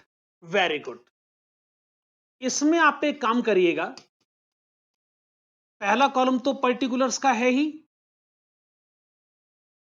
Then company X and company Y.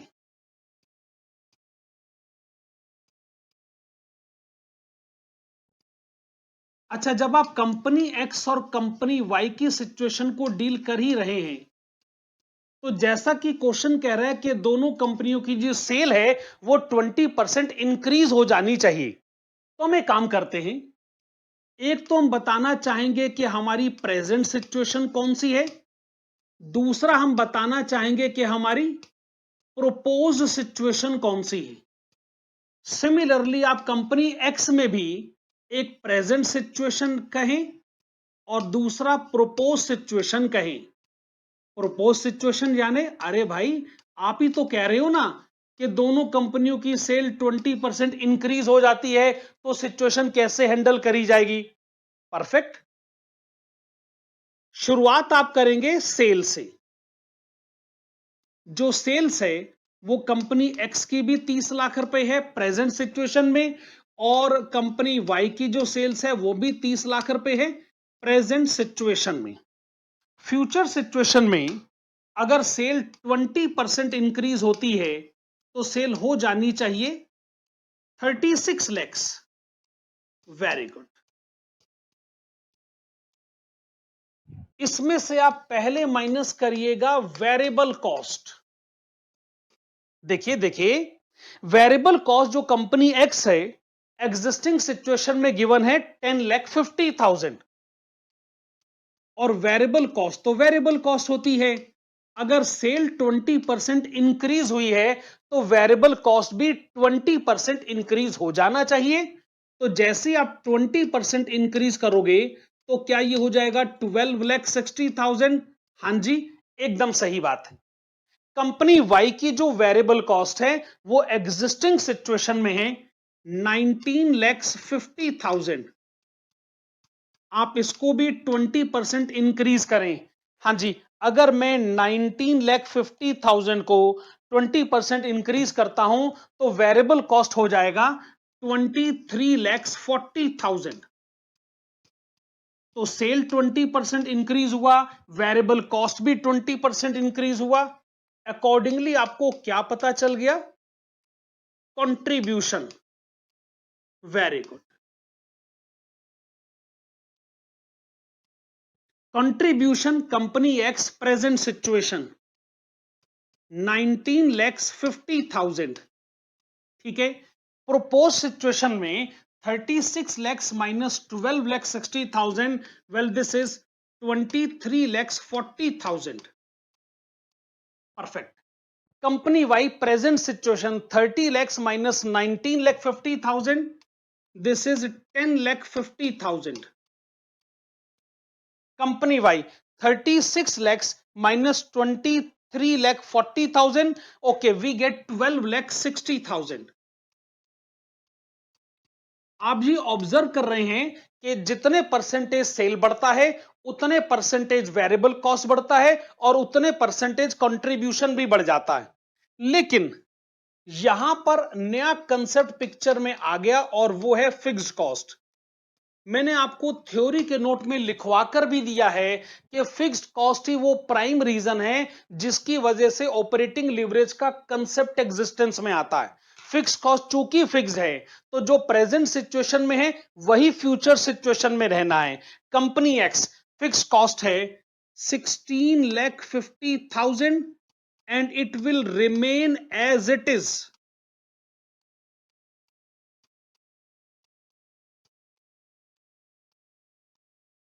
तो अगर यहां पर आप ऑपरेटिंग प्रॉफिट, मेरा मतलब है अगर आप ईबीआईटी कैलकुलेट करें तो आप क्या ऑब्जर्व करते हैं कि कंपनी एक्स के केस में एग्जिस्टिंग सिचुएशन में जो प्रॉफिट 3 lakhs है, फ्यूचर सिचुएशन में वो प्रॉफिट हो जाएगा 6,90,000। 6,90,000। अब अगर मैं आपसे ये पूछूं कि परसेंटेज इंक्रीज इन ईबीआईटी कितना है, क्या मतलब?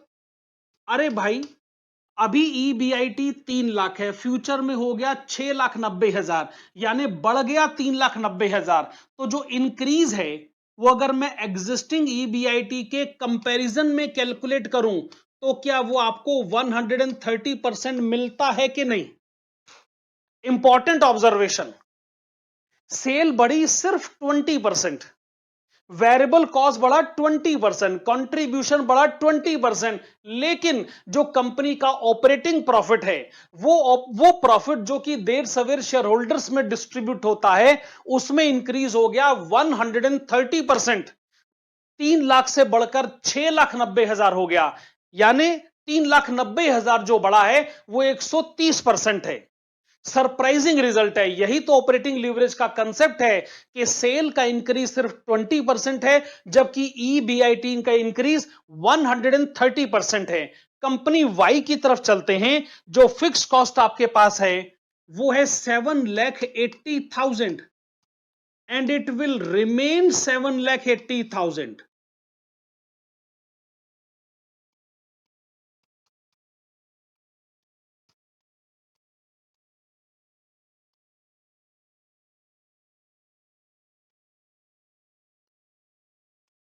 हाँ जी।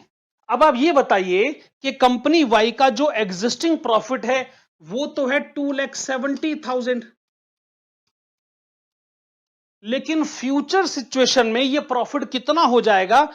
12,60,000 माइनस 7,80,000। Okay, it becomes 4,80,000।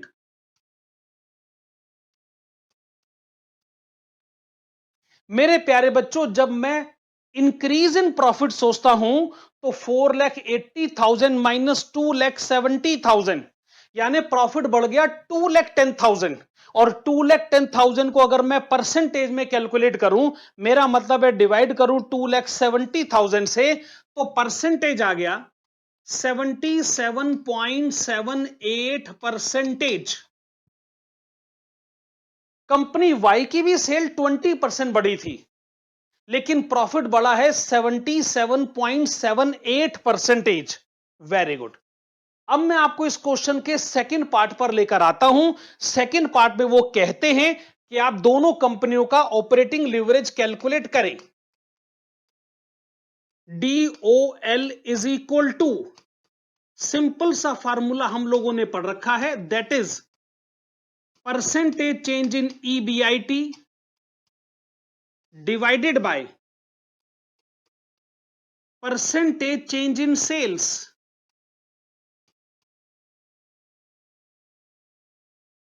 हाँ जी। पहले अगर हम इसको कंपनी एक्स के लिए कैलकुलेट करें, ओके, EBIT का चेंज है 130%, सेल्स का चेंज है 20%, सो दिस इज 6.5, और यू कैन से 6.5:1, और यू कैन से 6.5 टाइम्स। जब मैं यही कैलकुलेशन कंपनी वाई के लिए डील करता हूं तो मैं कहूंगा 77.78 परसेंटेज डिवाइडेड बाय 20%। कैलकुलेटर जी बताइएगा, अगर मैं इसको 20 से डिवाइड करता हूं तो क्या ये आ गया? अप्रोक्सीमेटली 3.89। Very good. अच्छा, अब सवाल ये उठता है कि आप कौन सी कंपनी का शेयर खरीदना चाहोगे? आप कहोगे सर ये तो आपके थॉट प्रोसेस पे डिपेंड करता है।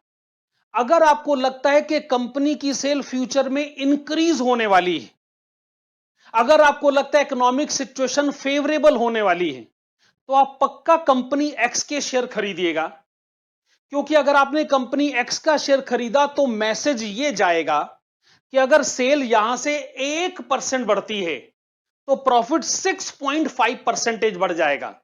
और चूंकि आप शेयर होल्डर हैं, आपको कंपनी के प्रॉफिट में हिस्सा मिलता है, तो आप उस सिचुएशन को फेवर करें जिसमें प्रॉफिट ज्यादा से ज्यादा बढ़ रहा हो। लेकिन अगर आपको लगता है कि फ्यूचर सिचुएशन अनफेवरेबल डायरेक्शन में जा सकती है, यानी हो सकता है इकोनॉमी में रिसेशन आने वाला हो, मंदी का दौर आने वाला हो, और अगर आपने कंपनी एक्स के शेयर खरीदे तो इसका मतलब होगा कि अगर यहां से सेल 1% गिर गई तो कंपनी का प्रॉफिट 6.5% गिर जाएगा। यानी इतने तो कंपनी के बुरे दिन नहीं आएंगे भैया जितने आपके बुरे दिन आ जाएंगे। आप कंपनी के शेयर होल्डर हैं, सेल की बारे में कम सोचा करें और प्रॉफिट के बारे में ज्यादा सोचा करें। पर चूंकि क्वेश्चन ने कहा है कि सेल बढ़ेगी, फर्स्ट पार्ट में कहा है कि सेल बढ़ रही है, इसका मतलब आपका ये असेसमेंट है कि फ्यूचर सिचुएशन फेवरेबल है, यानी आप सेल के बढ़ने की सिचुएशन के सिग्निफिकेंस को ज्यादा कंसीडर करें। तो आइए क्वेश्चन के थर्ड पार्ट का आंसर देते हैं और इसके पीछे हम रीजन क्या लिखना चाहेंगे। Write down. In case of company x,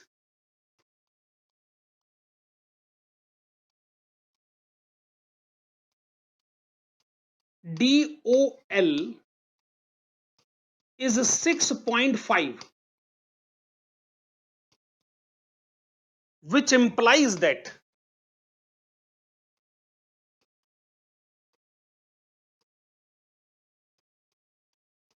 %1 change in sales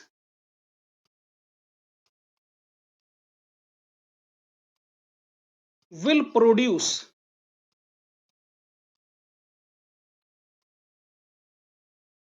6.5% change in EBIT. Hence,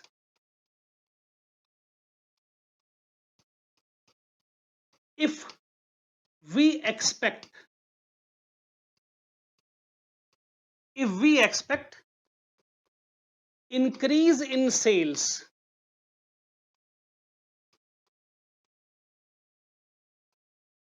in the future, if we expect increase in sales in the future,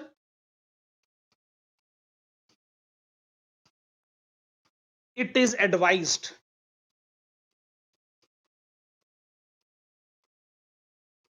to purchase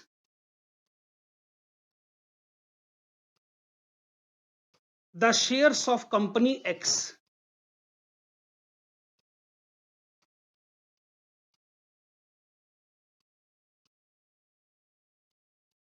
हाँ जी, मैं फिर से बता रहा हूं, अगर आपको लगता है कि फ्यूचर सिचुएशन अनसर्टेन है, फ्यूचर में सेल कम हो सकती है, तो आप कंपनी एक्स के शेयर को खरीदेंगे तो फिर आपको बहुत भारी नुकसान सहन करना पड़ सकता है, क्योंकि 6.5 का ऑपरेटिंग लीवरेज आपके लिए बड़ा डिजास्टर्स हो सकता है, बहुत नुकसानदायक हो सकता है।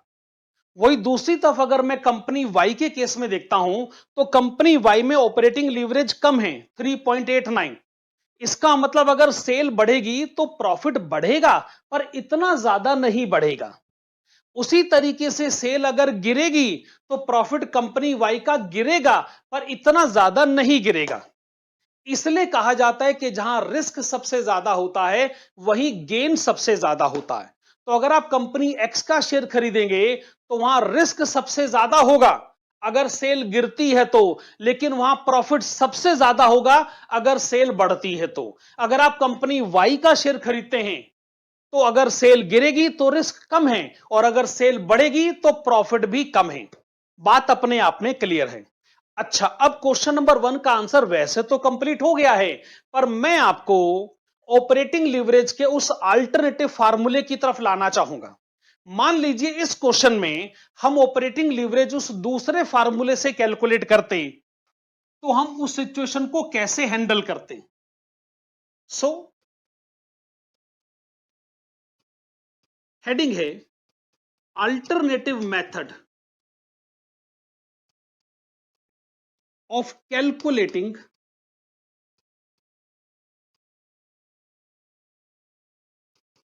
DOL। तो अल्टरनेटिव मेथड का फॉर्मूला आप लोगों ने क्या पढ़ रखा है? Well, this is existing contribution divided by existing EBIT। हाँ, मुझे मालूम है भाई, मुझे याद मत दिलाइए कि दूसरे वाला जो फार्मूला है मैंने अभी आपको इसका डेरिवेशन करवा के देना है, मैं मना नहीं कर रहा हूं, पर पहले जरा इस क्वेश्चन में इसको अप्लाई तो करें। Existing contribution divided by existing EBIT, सही है। अच्छा, अगर मैं इसको पहले कंपनी एक्स के लिए कैलकुलेट करता हूं तो जरा इनकम स्टेटमेंट में जाइएगा और देखेगा कि एग्जिस्टिंग कंट्रीब्यूशन कितना है। हां जी, सिर्फ एग्जिस्टिंग सिचुएशन या प्रेजेंट सिचुएशन से आपको इसका आंसर पता चल जाएगा। कंपनी एक्स का जो एग्जिस्टिंग कंट्रीब्यूशन है वो है 19,50,000 और ईबीआईटी है 3 lakh. Okay, 19,50,000 divided by 3 lakh.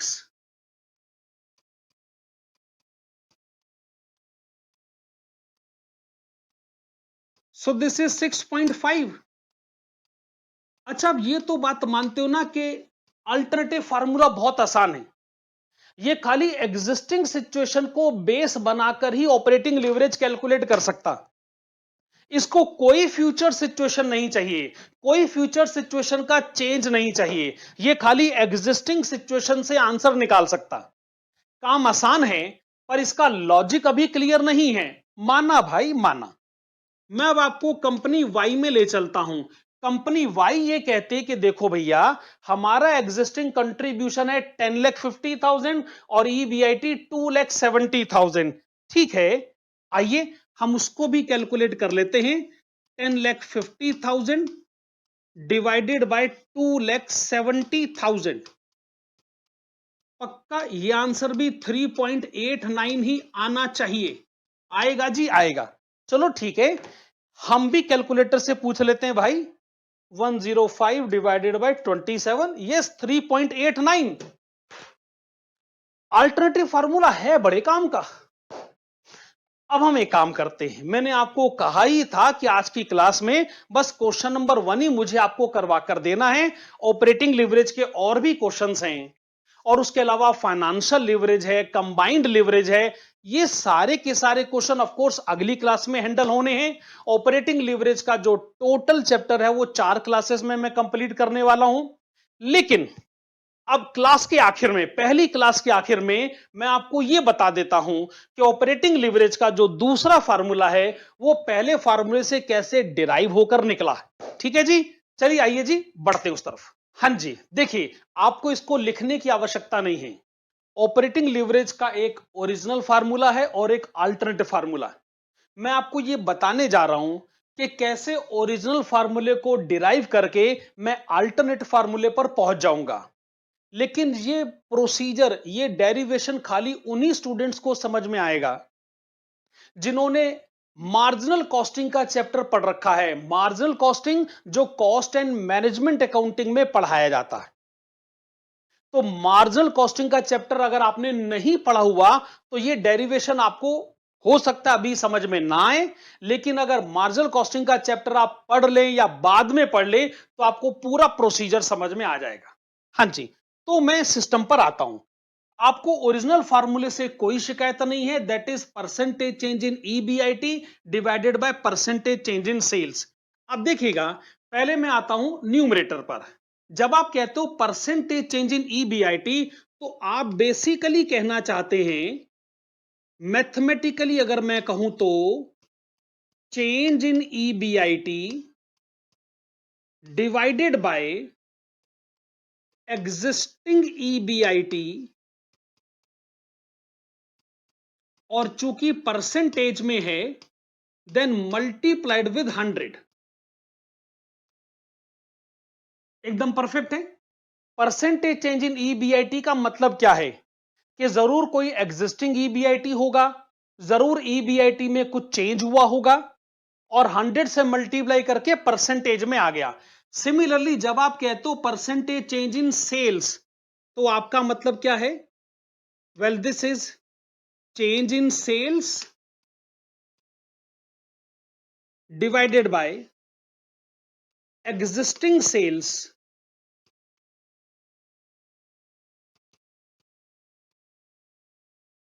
Multiplied with 100। सही है। अब ये 100 और ये 100 हो गया कैंसिल, हो गया जी कैंसिल। अब मैं इसको कैसे लिख सकता हूं? पहले जरा न्यूमरेटर में आइएगा। This is change in EBIT, okay, change in EBIT divided by existing EBIT.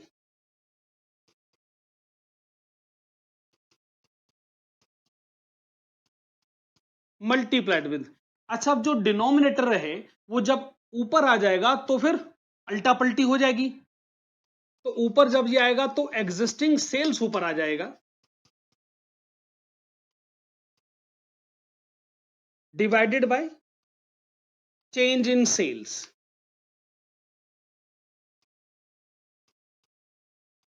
एकदम ठीक है ना?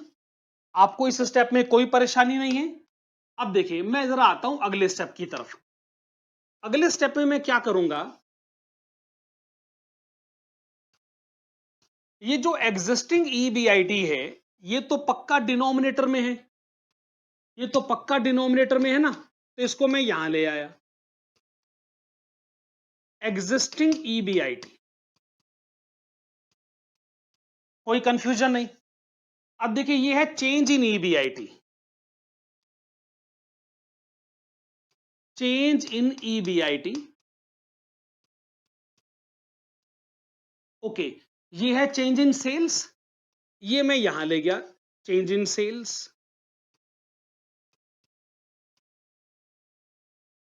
परफेक्ट। अब रह गया एग्जिस्टिंग सेल्स। अभी तक की कैलकुलेशन तो हर एक स्टूडेंट को समझ में आ चुकी है, भले ही उसने मार्जिनल कॉस्टिंग का चैप्टर पहले पढ़ा हो या ना पढ़ा हो।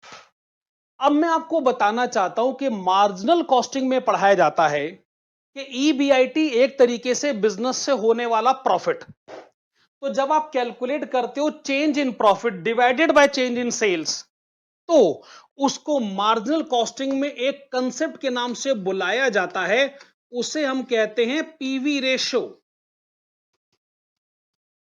पीवी रेशो के बड़े सारे फार्मूले होते हैं, उसमें एक फार्मूला होता है change in profit divided by change in sales. अब देखिए, ये आगे किससे मल्टीप्लाई होगा, एग्जिस्टिंग सेल्स से, divided by existing EBIT.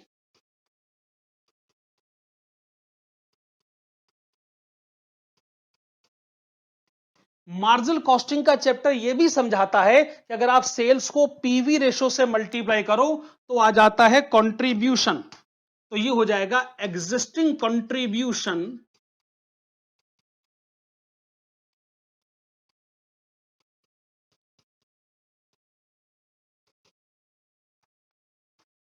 Divided by existing EBIT.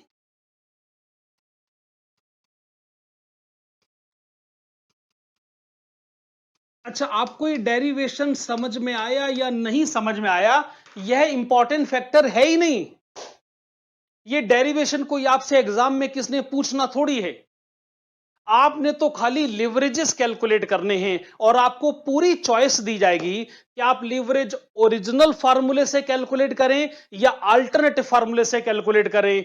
Basically दोनों का मतलब एक ही होता है। कई बार तो ऐसे भी क्वेश्चन आएंगे कि जिसमें आप अप्लाई करोगे अल्टरनेट फार्मूला और आप कंक्लूजन एस्टेब्लिश करोगे ओरिजिनल फार्मूले पे।